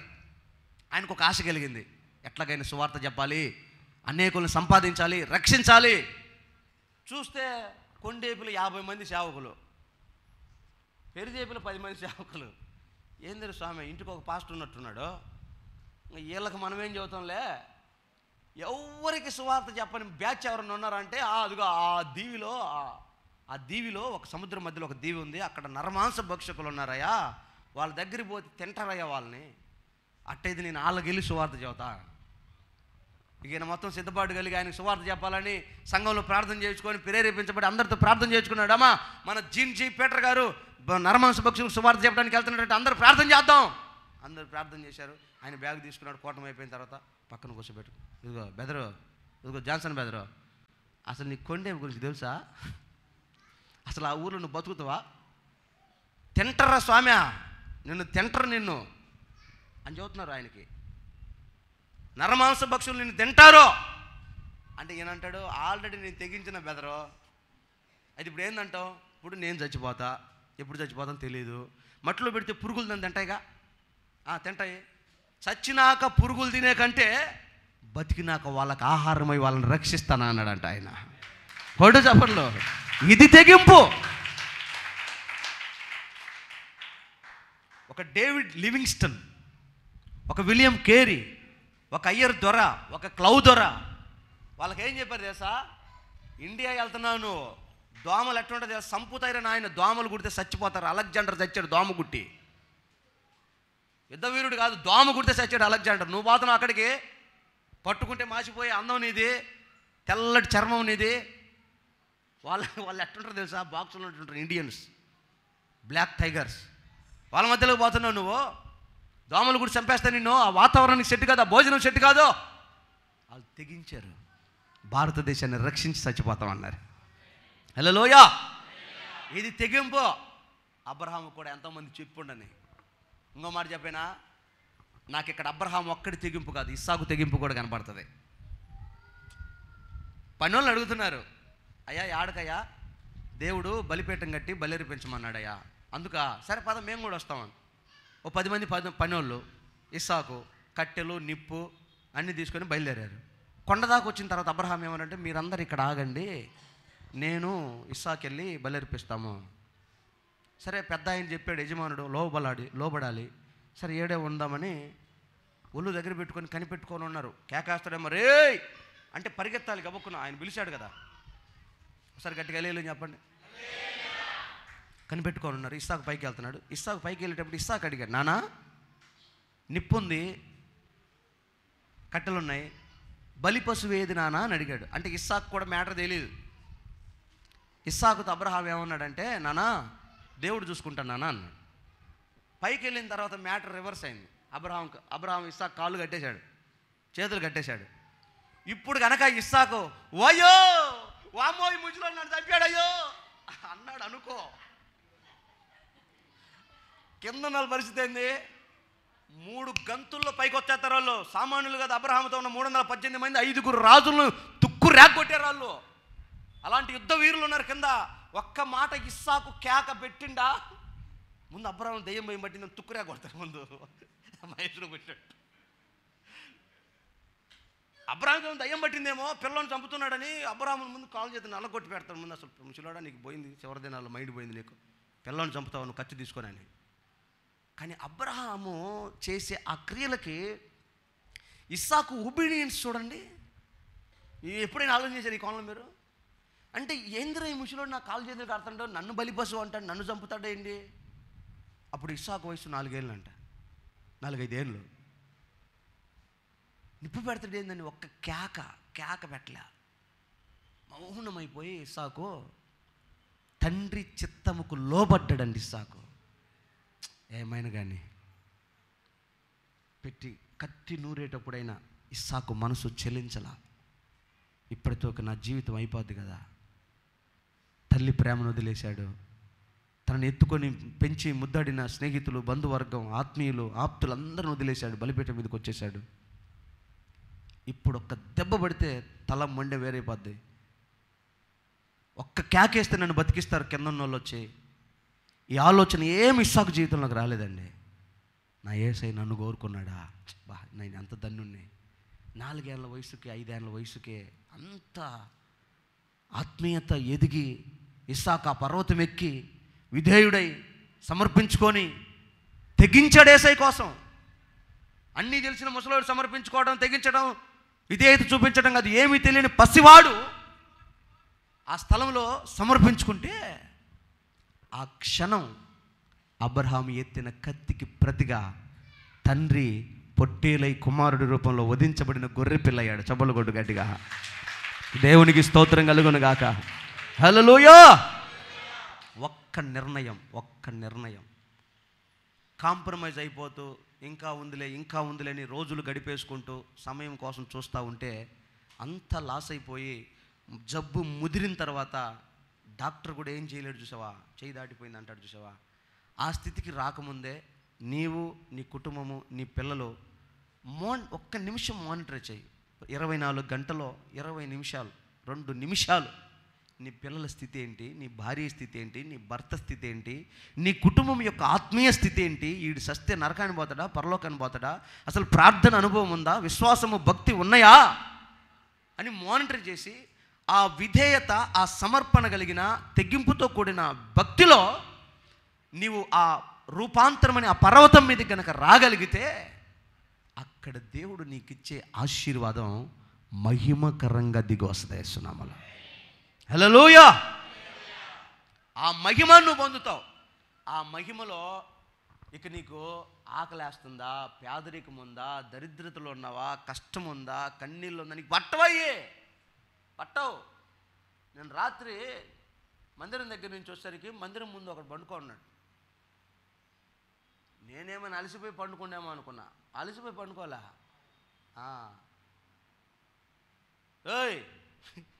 ఎవరు వయసు 40 ఏళ్ళు 45 ఏళ్ళు ఉంటాయి, తెల్ల బట్టలు, స్థితి కలిగినోడే, అన్ని కాళ్ళు చేతులు బాగానే ఉన్నాయి, జ్ఞానం ఉన్నోడే. కానీ వాడు ఎక్కడ పడుకున్నాడో సొయ్యలేదు. వాడికి ఎవరు పలకరిస్తున్నారో సొయ్యలేదు. ఒక ప్రపంచంలోకి వెళ్ళి ట్రాన్స్ఫర్లో ఉన్నాడు వాడు. అర్థమైంది మీకు? వాడికి ఇప్పుడు దోమ కొడుతుందా తెలియట్లా, సిగ్గు పోతుందిరా తెలియట్లా, వస్తున్నారా దారిని పోయే వాళ్ళు నీ ముఖం మీద తెలియట్లా. ఇప్పుడు వాడు లేచిన తర్వాత కూడా వస్తారా అన్ని, మొన్న ఆడ పడ్డావురా, నువ్వు ఇట్ట పడ్డావురా, మీ అయ్యాడు పడ్డారా, నీ పిల్లల్ని వస్తారు, మీ ఆయన ఆడ పడ్డాడు, నీ భార్యను వస్తారు, నిన్ను వస్తారు, నీ జీవితమే గందరగోళం. కానీ ఆత్మీయతలో గనక ఈ మహిమలోకి నువ్వు వస్తే నీ తరతరాలను దేవుడు మహిమకరంగా ఆశీర్వాదకరంగా నిలబెడతాడు. చప్పలు కూడా గట్టిగా యేసు నామములో మన సంఘంలో ఉన్న ప్రతి కుటుంబానికి ఈ స్థితి కలుగునుగాక. ఇది నా తాపత్రయం, ఇది నా ఆశ. ఈ స్థితిని నువ్వు దాటాలి. నువ్వు గొప్పదాని అవ్వాలి, గొప్పోడు అవ్వాలి, నీ పిల్లలు ఆత్మీయులు అవ్వాలి, విశ్వాసులు అవ్వాలి, ఆ శిఖరం ఎక్కాలి. ఒకవేళ ఈ భూమి మీద కొంచెం కరువు, కష్టం, కన్నీళ్ళు వచ్చినా నేను నమ్మిన దేవుడు నీ నిందకు ప్రతిగా, అవమానమునకు ప్రతిగా రెట్టింపు ఘనత పూదండగా చేసి నీకు ఇస్తాడని నేను ఎరుగుదును. ఈ నిరీక్షణ నాకు ఉంది. కనుక ఒకవేళ మన పరిస్థితి అటు ఇటు అయిపోయినా ఆ తర్వాత తరాన్ని ఆశీర్వాదకరంగా చేయాలంటే మొదట నువ్వు విధేయుడు అవ్వాలి, విధేయురాలు అవ్వాలి. నువ్వు సమర్పించాలి నీ జీవితాన్ని. సమర్పించు. అలా చెప్తున్నా. యాకోబు దేవుని మందిరానికి వెళ్ళినప్పుడు తన వెండి బంగారాలు సమర్పించాడంట. కయ్యం దేవుని మందిరానికి వెళ్ళినప్పుడు తనకున్న ధాన్యం సమర్పించాడంట. కానీ దేవుడు అన్నిసార్లు అన్నీ యాక్సెప్ట్ చేయడమా? మీరు అనుకుంటున్నారేమో డబ్బులు ఇస్తే సరిపోద్దని. నయమాను పట్టు వస్త్రాలు, బంగారము, డబ్బు మూటలు తెచ్చాడు. దేవుడు తీసుకున్నాడా? దేవుడికి వాటి వలన మనం సాటిస్ఫై చేయలేం. మన హృదయం ఆయనకు సమర్పించాలి. హల్లెలూయా. మనసు ఆయనకు అంగీకారం అవ్వాలి, మన మనసులో ఆయనకు చోటు దక్కాలి. అలాంటి సమర్పణ గల జీవితాలు ఈ అంత్య దినాల్లో, ఈ సంవత్సరాంతంలో మన సంఘంలో నూతనంగా దేవుడు రేపునుగాక. ఆమేన్. కనుక ఒక తీర్మానం చేసుకోండి. నిజంగా జాన్ జీ పీటర్ గారు చెప్పినట్టు, చచ్చిపోతే నా శరీరాన్ని పురుగులు తింటాయి, చచ్చిపోయినాక తినటం ఎందుకు, బతికినప్పుడే తింటే నరమాంస భక్షకులు తింటే వాళ్ళకి మారుమాంసం అవుతుంది, వాళ్ళని సంపాదించుకుంటాను, పోతే పోయింది నా ప్రాణం అని తెగించాడు. ఇంకా తెలుసా, అరిమతయ యోసేపు అనే ఒక మాట చెప్పిన ఒక ప్రభుత్వ అధికారి యేసయ్యను అందరూ సులువ వేస్తుంటే పారిపోతే ఆయన ఒక్కడెళ్ళి ఆఫీసర్ సంతకం పెట్టి, పేపర్ ఇచ్చి సంతకం పెట్టించుకుని, నాకు ఆయన శరీరం కావాలి, నాకు ఆ శరీరం కావాలి. రే నీ ఉద్యోగం బాధ్యత నాయన, నువ్వు ఎవరిని అడుగుతున్నావు తెలుసా? యూదులు దుర్మార్గుడని సిలువ వేసిన ఆయన శరీరం అడుగుతున్నావు, నీ ఉద్యోగం బాధ్యే. అక్కడ రాసి ఉంటుంది, ఆయన తెగించి ఆయన శరీరమును అడిగి పొందెను. ఆయన శరీరం అంటే ఏంటో తెలుసా? సంఘం ఆయన శరీరం, సేవ ఆయన శరీరం, ఆయన ప్రాణం. సంఘం కొరకు, సేవ కొరకు నువ్వు తెగించాలి. అప్పుడు అరిమతయ యోసేపు గురించి బైబిల్ గ్రంథంలో ఒక చాప్టర్ రాసినట్టుగా దేవుడు నీ నిమిత్తమై నా నిమిత్తమై జీవ గ్రంథంలో ఒక రోజున విప్పబడత చేస్తున్నాం. అలా ఆ హిస్టరీ మన దినముల్లో మనం ఉండగానే మనమే రాసుకోవాలి. అంతేగాని ఇంకా చిన్నపిల్లల్లాగా వీడు కోటానికి పోతే నాకు పప్పు వేయలేదన్నా, వీడు నాకు సాంబారు పోయలేదన్నా, నాకు ఒకడు ఫోన్ చేస్తుంటాడు. వాడికి ఒకరోజు కళ వచ్చిందంట. ఏం కళ? నేనంట అందరినీ కూర్చోబెట్టుకొని అందరికి పాయసం వేస్తున్నానంట. వాడు వస్తే వాడికి వేయలేదంట. నేను ఉండవా, ఆవిడే లైవ్ చూస్తాడు, వింటాడు, ప్రతి లైవ్ చూస్తాడు, ప్రతి ప్రసంగం నాకు అప్పచెబుతాడు. పాస్టరే ఉండవా జరుగు అని మీకే పోతున్నానంట అంటాడు. నువ్వు నాకు చాలా అన్యాయం చేస్తున్నావు. నేనేం చేశాను? నువ్వు నాకు పరమాణం పోయట్లేదో, నాకు పాయసం పోయట్లేదో. సరే అది కలలేరా, నువ్వు బాధపడ, మాకు పోతాలే అని నేను బలపరిచా. ఒకరోజు ఏమైంది, మేమిద్దరం ఇంకో పాస్టర్ గారి దగ్గరికి వెళ్ళాం. ఆయన ఏం చేశాడు, నా మీద ప్రేమతో పాయసంలో ఉన్న జీడిపప్పు అంతా నా గిన్నెలు వేసాడు.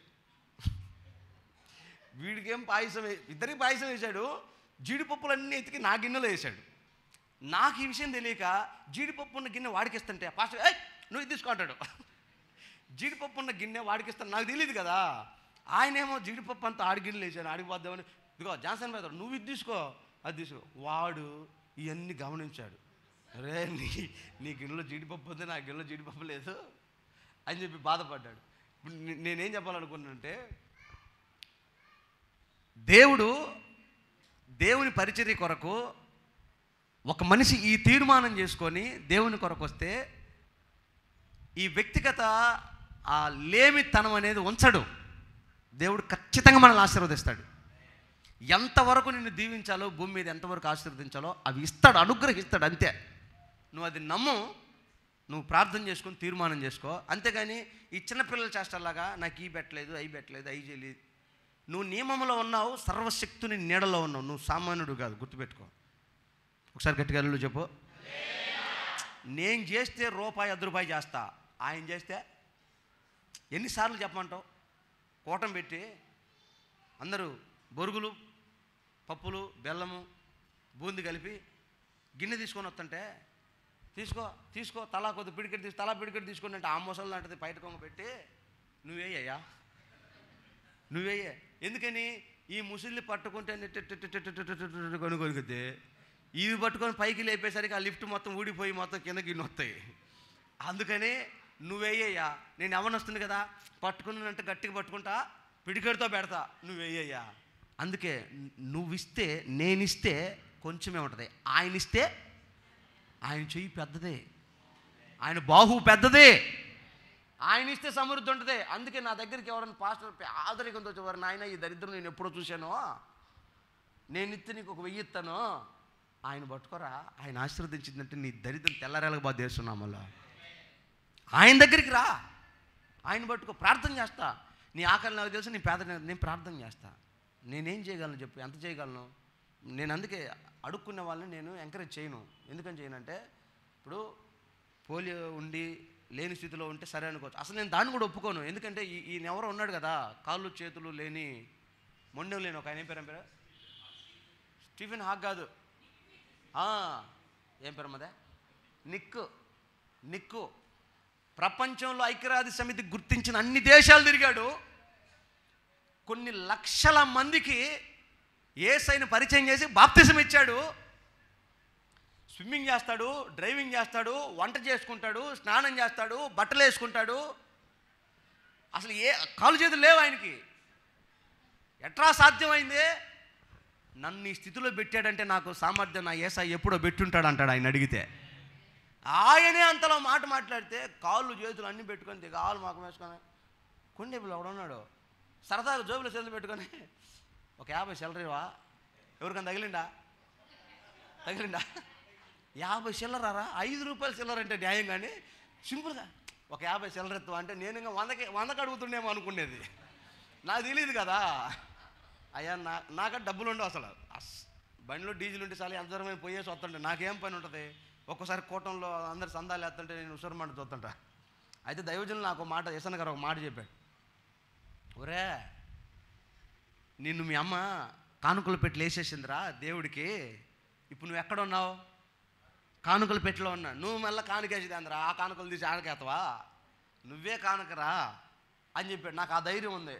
అందుకని నా దగ్గర కూడా డబ్బులు ఏమి ఉండవు. కావాలని మీరు ఎప్పుడైనా పరీక్షను చూసుకోండి. నేను అప్పుడప్పుడు ఒక 100 అన్నాను పక్కన వాళ్ళు అడుక్కుంటా మన వాళ్ళని ఏదైనా అవసరమైతే. అట్లా వాడు ఒక 50 చిల్లరెత్తు అంటే నా కాడ ఆడున్నాయి. ఆయన వాడు చిల్లర అడుగుతున్నామో 100కి 2 50 అడుగుతున్నామో అనుకునేది. అట్టా ఇప్పుడు నేను వాడికి 50 ఇచ్చాను అనుకో, ఇత్తనాలు అని చెప్పి ఇంకొకటికి పోతాడు. వాడి ఇంకొకటి ఇది అడుక్కునే వ్యాపారం అయిపోద్ది. మనం రిజెక్ట్ చేసామనుకో వాడికి ఏం తక్కువ, ఎందుకు చేసుకోకూడదు? మీరు ఓపిక గింటానంటే ఇంకొక మాట చెప్పి ముగిస్తా. చూసావా, ఒక్క మాట చెప్పలేదు అంటే వింటాను అంటే ఎట చెప్పాలి? ఇంకా లాభం లేదు, ఇంక అయిపోయిందిలేమ్మా. అలేలు ఏం చెప్పాలి ఇప్పుడా? ఎందా చెప్పింటే బాగుండేది, ఆసక్తిగా ఉండేది. సరే, మెజారిటీ అలేలు చెప్పారు కాబట్టి చూద్దాం. ఇంకొకసారి నా కోసం చెప్పండి. రోజు చెప్పనుగా, ఇది ఒక్కరోజేగా. అందులో దుబాయ్ నుంచి వచ్చిన మీకోసమే కదా వచ్చింది, జాగ్రత్తగా. ఈ మధ్య ఒక పాస్టర్ గారు వాట్సాప్లో పెట్టాడు నాకు ఈ సంగతి. ఒక రైల్వే స్టేషన్లో ఒకటి అడుక్కుంటున్నాడంట. ఒక ఆయన సూట్ కేసు తీసుకొని, చాలా తొందరగా చెప్తాను మీకు. ఆయన నాకు ఒక 25 నిమిషాల వీడియో పెట్టాడు. నేను మీకు 2 నిమిషాలు చెప్తా. ఒక అడుక్కునేవాడు రైల్వే స్టేషన్లో కూర్చొని అడుక్కుంటుంటే ఒక సూట్ కేసు పట్టుకొని ఒక ఆయన వచ్చాడు. ఆయన దగ్గరికి చేయి చాపి అడుక్కున్నాడంట. అయ్యా నాకేమైనా ధర్మం చేయ్యా. ఈయన అన్నాడంట, అయ్యా నేను వ్యాపారం చేసే వ్యక్తిని, నేను బిజినెస్ మ్యాన్ని, నేను ఊరక ఎవ్వరికి ఏమి ఇవ్వను. నాకేమైనా ఇస్తే నేను ఇస్తా. నేను వ్యాపారస్తుని, నేను ఊరక ఎవ్వరికి ఇవ్వను. నువ్వు నాకేమైనా ఇస్తే నేను నీకు ఇస్తా, లేదా నేను ఇవ్వను అన్న. అంటే అయ్యా నేను అడుక్కునేవాడిని, నేనేమి ఇవ్వగలను అయ్యా నీకు అన్నాడంట. లేదు, నువ్వు ఆలోచన చేసుకో, నువ్వు ఇవ్వగలవు, దేవునికి ఆ సామర్థ్యం ఇచ్చాడు, ఇస్తేనే ఇవ్వగలను. సరే, ఈయన వెళ్ళిపోయాడు. ఈయన అడుక్కుంటుండు కానీ ఆడన్న మాట ఈ మనసులో బలంగా పడింది. అడుక్కునేవాడికి నేను ఇవ్వగలనని చెప్పాడే, నేనేమి ఇవ్వగలను? ఇల్లుందా, వాకిలుందా, బట్టలు ఉన్నాయా, బంగారం ఉందా, ఎండుందా, ఏం చేయగలను? నేను అడుక్కుని డబ్బులే కదా నాకు ఆడున్నాయి, ఏం చేయగలను అని ఆలోచన చేస్తూ ఉంటే ఒక వారం తర్వాత మరలా ఈయనే ఆయన దగ్గరికి వచ్చాడు. మరలా చేయి చెప్పాడంట. ఓహో నువ్వా, పోయి నిన్ను అడిగానే అన్నట్టుగా చూస్తే ఆయన అన్నాడంట. మరలా చెప్తున్నా, నువ్వు నాకేమైనా ఇస్తేనే నీకు ఇవ్వగలను అన్నాడంట. సరే, ఇంకా బలంగా పడింది. కూర్చొని ఆలోచన చేస్తుంటే రైల్వే ట్రాక్ మీద చిన్న చిన్న పువ్వులు ఉంటాయే, ఇంత పొడవాటి కాండం ఉండి పైన పువ్వు ఉంటుంది. ఆ పూలన్నీ బాగా విరిసి బాగా కనపడుతుంటే, చాలా అందంగా కనపడుతుంటే గబగబా వెళ్ళి రైల్వే ట్రాక్ మీదకి వెళ్ళి ఇన్ని పూలు అయితే కోసుకొని వచ్చాడు, దగ్గర పెట్టుకున్నాడు. వీడికి పడింది కదా, ఏమైనా ఇస్తేనే ఇస్తానని. అడుక్కోవటం, వాళ్ళు రూపాయి ఇచ్చారనుకో, ఒక పువ్వు తీసుకెళ్ళి, ఒక ఫ్లవర్ తీసుకెళ్ళి, ఒక గులాబీ పువ్వు లాంటిది తీసుకెళ్ళి వాళ్ళకి ఇవ్వటం. వాళ్ళు అడుక్కునే డబ్బులు ఇచ్చి ఒక చిరునవ్వు నవ్వు వెళ్ళిపోతున్నారు. వీడికి ఒక రకమైన సాటిస్ఫాక్షన్ కలిగింది. ఒరే అడుక్కునేవాడు అని వేసిపోయారు. కానీ ఇప్పటిదాకా ఇది తీసుకొని నవ్వుతో నాకు ఇస్తున్నారని చెప్పి ఇక రోజు పొద్దున్నే రావడం, ఆ పూలు కోసుకొచ్చుకోవడం, అది ఇవ్వటం, అడుక్కోవటం మొదలుపెట్టాడు. ఒకరోజు వాడి మనసులో వీడు అన్న మాట మాత్రం బాలా, ఏదైనా ఇస్తేనే ఇస్తానన్న మాట బాలా, ఇది మనసులో బలంగా పెట్టుకున్నాడు. ఇక ఒకరోజు ఏం చేశాడంటే, ఏడ కూర్చొని అడుక్కునే కంటే నేను లేచి తిరిగి అడుక్కుంటే బాగుంటుంది కదా అని ఈ పూలన్నీ చేతిలో పెట్టుకొని ట్రైన్లోకి ఎక్కి, సార్ ఒక 5 రూపాయలు ఇస్తారు, సార్ ఒక 10 రూపాయలు ఇస్తారు అని భోగి తిరిగి అడుక్కుంటున్నాడు. అందరూ పూలు తీసుకుంటున్నారు, డబ్బులు ఇస్తున్నారంట. వీడికి ఒక రకమైన సాటిస్ఫాక్షన్, నేను అడుక్కోవట్లేదు, ఈ పూలు ఇచ్చి తీసుకుంటున్నానని. ఈసారి ఏం చేశాడు, రూపాయి పెట్టి ఒక పువ్వు కొని ఆ పువ్వుని 10 రూపాయలకు అమ్మటం మొదలుపెట్టాడంట. సార్ ఈ పువ్వు తీసుకో సార్ 10 రూపాయలు సార్, ఈ పువ్వు తీసుకో సార్ 10 రూపాయలు సార్. ఇలా ట్రైన్లో అడుగుతూ ఉంటే ఈ వ్యాపారస్తుడు అడుగుచొని ఉన్నాడు. పోయి వాడి దగ్గర పోయాడు. మళ్ళీ ఈడొచ్చిండు కదరా. ఈసారి వాడు ఆ పువ్వు తీసుకొని 10 రూపాయలు ఇచ్చి ఒక నవ్వు నవ్వాడంట. ఆ నవ్వు వీడి నరనరాల్లోకి ఎక్కింది. అంటే ఇప్పటిదాకా నేను ఇస్తేనే ఇస్తానన్నాడు, ఇప్పుడు చూసావా ఫ్లవర్ తీసుకొని నాకు డబ్బులు ఇచ్చాడు అని. ఇప్పుడు వాడి ఆలోచన విధానం మారింది. ఇక ఆ పూలు ఒక ట్రాకులో ఒక బోగిలు అమ్మటం కాదు, ఆ ప్లాట్ఫామ్ మీద అక్కడక్కడ 4 స్టాళ్ళు పెట్టి ఆ ఫ్లవర్ అమ్మటం. ఎందుకో అనేకులు ఆ ఫ్లవర్ తీసుకోవడం, ఆ డబ్బులు ఇవ్వటం, దాన్ని ప్లాట్ఫామ్ బయట, బస్ స్టాండ్ దగ్గర, రైల్వే స్టేషన్ దగ్గర, ఎయిర్పోర్ట్ దగ్గర ఇట్లా అన్ని స్టాల్లో విస్తరింపజేసి అతని గురించి పేపర్లో, టీవీలో వచ్చే రేంజ్కి వెళ్ళిపోయాడంట.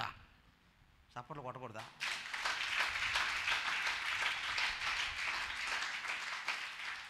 ఓ పెద్ద మీటింగ్ పెట్టి ఇట్లాగే ఒక మోటివేషనల్ స్పీకర్ని మీకు పరిచయం చేస్తానని ఎడుక్కుని మనం తీసుకొచ్చారంట ఆ మీటింగ్కి. ఆ మీటింగ్ అయిపోయింది. ఆ మీటింగ్కి బిజినెస్ మ్యాన్ కూడా గెస్ట్గా వచ్చాడు. వాళ్ళిద్దరూ ఒకరికొకరు షేక్ హ్యాండ్ తీసుకుని ఉంటే ఆ షేక్ హ్యాండ్ తీసుకున్న ఆ స్పర్శ ఈ అడుక్కునే వాళ్ళు ఒక రేంజ్లో థాట్స్ తీసుకెళ్ళిపోయింది.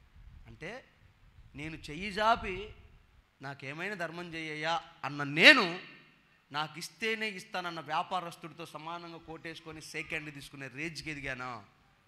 ఈ స్థాయికి వెళ్ళడానికి కారణం ఎవరు ఏంటి అని ఆలోచన చేస్తే ఆ ఒక్క మాట ఏంటది? ఇస్తేనే.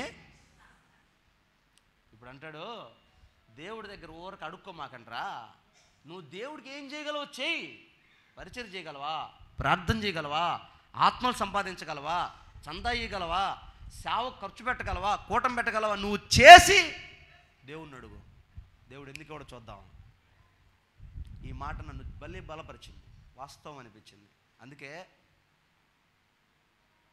ఈ వారంలో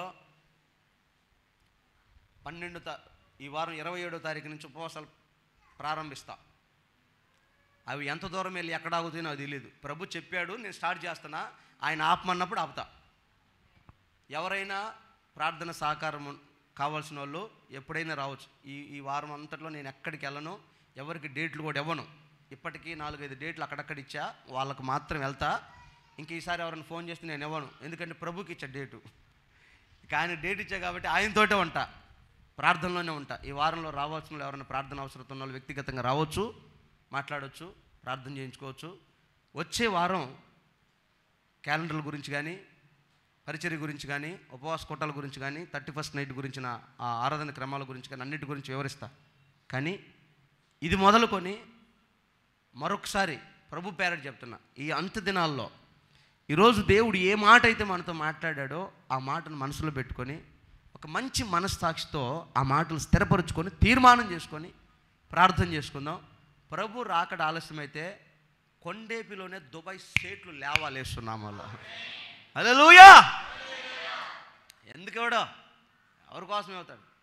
నేను ఒకరోజు వెళ్తున్నా, ఆకలేస్తుంది బాగా, ఎయిర్పోర్ట్లో కూర్చున్నా. అందరు వెళ్ళి తింటా ఉన్నారు, బ్రహ్మాండంగా తింటున్నారు. నాకు ఆకలేస్తుంది, తిందామా వెళ్ళా.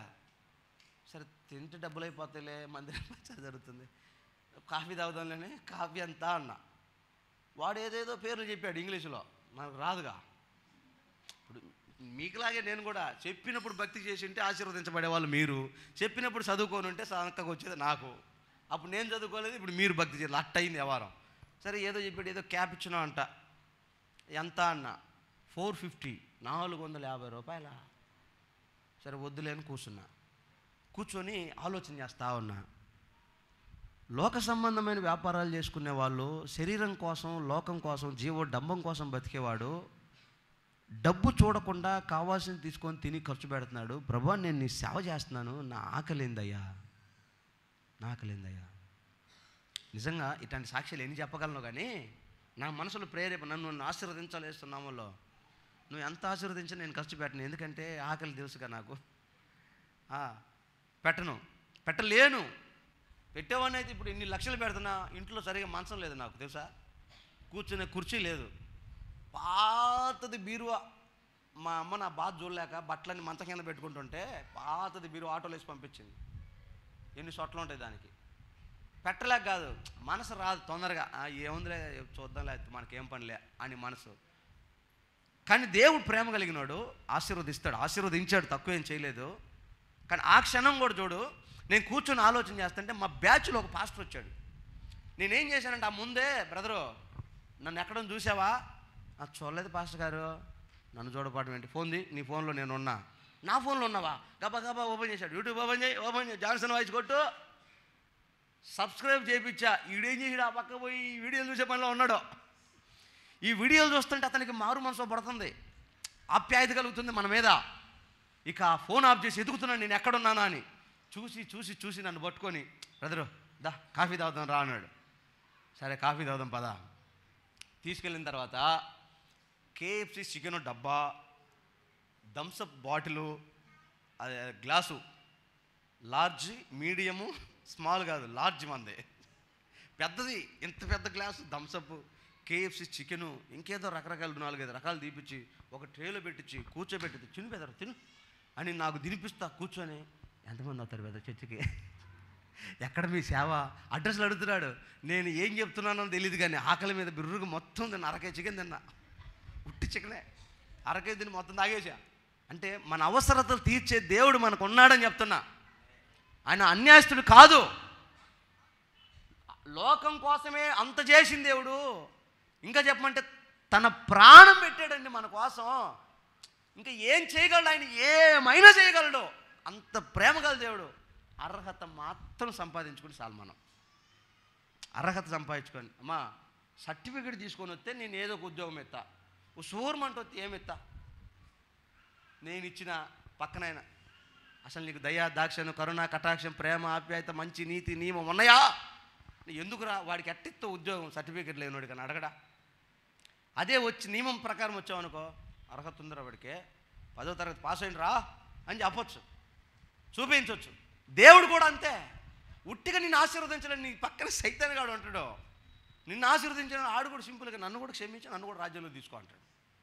వదిలే క్షమాపణ అంటాడు. అందుకని ప్రతిదీ మన చేతుల్లోనే ఉంది. కాబట్టి అయోగ్యంగా ఆలోచన చేయకుండా నీ నిర్ణయ సామర్థ్యం గట్టిగా తీసుకొని విధేయత కలిగి సమర్పణ కలిగి తెగింపు కలిగి దేవుడి కోసం ఒక నిర్ణయం తీసుకొని ఒక తీర్మానం చేసుకో. రాబో సంవత్సరాల్లో నిన్ను నీ కుటుంబాన్ని దేవుడు ఉన్నతంగా ఆశీర్వదించి సాక్షిగా నిలబెట్టునుగాక. అందరూ మోకరించండి, తలలు వంచి కళ్ళు మూసుకోండి, ప్రార్థన చేసుకున్నాం.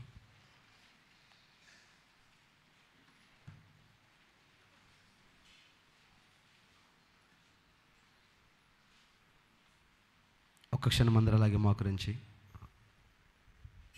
ఒకసారి ఇప్పుడు చెప్పబడిన ఈ మాటలన్నీ జ్ఞాపకం చేసుకోండి. నిజంగా ప్రేమ గల దేవుడు, కనికర స్వరూపి, ఆయన ఉన్న స్థలంలో నువ్వు ఉండాలని నిన్ను పిలుస్తున్నాడు. ఆయన క్రిందుండి నిన్ను పైకి రమ్మనట్లేదు. ఆయన ఎక్కి ఆ త్రోవ నీకు చూపించి పిలుస్తున్నాడు. యేసయ్య విధేయత నేర్చుకున్నాడంట. సిలువ మరణము పొందునంతగా తగ్గించుకొని ఆయన విధేయుడయ్యాడు. అలాగే తన ప్రాణాన్ని మన కొరకు సమర్పించాడు యేసయ్య. ఆకలిగా ఉన్నాడు, దాహంగా ఉన్నాడు, వస్త్రహీనుడయ్యాడు, నీ కొరకు దరిద్రతను అనుభవించాడు. అన్నీ సమర్పించాడు యేసయ్య నీ కొరకు. తెగించాడు ఆయన. యూదుల కొరడాలు ఆయన శరీరం మీద నాట్యం ఆడుతాయని తెలుసు. ముండ్ల కిరీటం ఆయన తలలో కుర్చుకుంటుందని తెలుసు. మేకులతో ఆయన చేతులకు కాళ్ళకు గాయాలు చేస్తారని తెలుసు. ముఖం మీద ఉమ్మోస్తారని, ముసుగేసి పిడిగుద్దులు గుద్ది అవమానిస్తారని యేసయ్యకి తెలుసు. అయినా నిన్ను రక్షించాలని తెగించాడు ఆయన. అందుకు నేను పిలుస్తున్నాడు. ఇప్పుడు నువ్వు నీ భర్తను, నీ భార్యను, నీ పిల్లల్ని చేతబట్టుకొని విధేయుడివై విధేయురాలవై సమర్పణ తీసుకొని నువ్వు ఆ పర్వతం ఎక్కగలిగితే, ఆ కొండను ఎక్కగలిగితే, ఇదిగో అక్కడ నిన్ను ఆశీర్వదించే దేవుడు, అక్కడ నిన్ను గొప్ప చేసే దేవుడు. ఒక చిన్న తీర్మానం చేసుకో. యేసయ్యా, ఈ సంవత్సరంలో ఇంచుమించు 11 నెలలు, ఇది 11 నెల చివరి వారం, 11 నెలలు ముగించాయి. ఇంకొక మాసమే ఉంది. ఆత్మీయతలో నువ్వు ఎక్కిన కొండ ఎంత? నువ్వు పొందిన రూపాంతరం ఎంత? దేవుని పోలికలోకి నువ్వు మార్చబడింది ఏంటి? ఆధ్యాత్మికమైన ఆశీర్వాదం అవసరం దేవుని బిడ్డ. కడవరి దినాలు ఇవి. మన పితరులు దీనికోసం వారి త్యాగాలు చాలా గొప్పగా ఉన్నాయి. నువ్వు తక్కువ అంచనా వేయొద్దు దేవుణ్ణి, దేవుని సన్నిధిని, దేవుని మాటను. ఆయన మాట వినడమే ఆశీర్వాదం. ఆయన మాటకు విధేయత చూపించడమే దీవెన. ఒక చిన్న తీర్మానం చేసుకో. ఆశీర్వాదానికి దేవుడు నిన్ను వారసురాలుగా చేస్తాడు, దీవిస్తాడు, గొప్ప చేస్తాడు. ప్రార్థన చేసుకున్నాం, అందరు ప్రార్థన చేసుకున్నాం.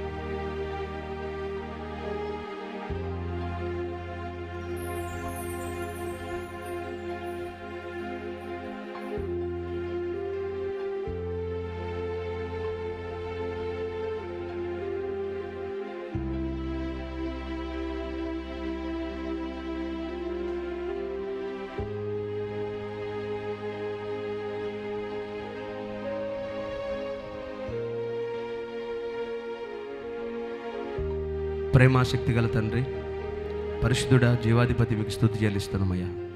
మరొక పునరుద్ధరణపు ఆరాధన మీరు ఆశీర్వాదకరంగా జరిగించినందుకు స్తోత్రం.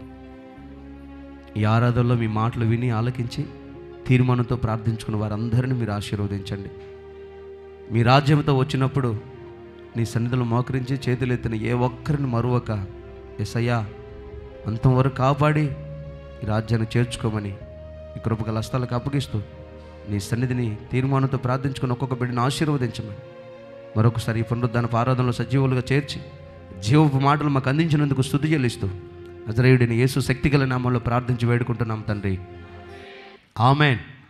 మన తండ్రిని దేవుని ప్రేమ, మన ప్రభువైన యేసుక్రీస్తు కృప, మన మధ్యలో ఉన్న పరిశుద్ధాత్మ దేవుని సహవాసము సన్నిధి మనకు సకల కోటి పరిశుద్ధులకు ఈ ఆరాధనలో చేరి వచ్చి తీర్మానంతో ప్రార్థించుకున్న వారికి ఇంతవరకు ఈ లైవ్ ద్వారా ఈ ఆరాధనలో ఏకీభవించిన ఒక్కొక్కరికి సదాకాలం తోడైండి నడిపించునుగాక. ఆమేన్. హల్లెలూయా, హల్లెలూయా, హల్లెలూయా. ఆమేన్. అందరికీ వందనాలు. దేవునికి స్తోత్రాలు.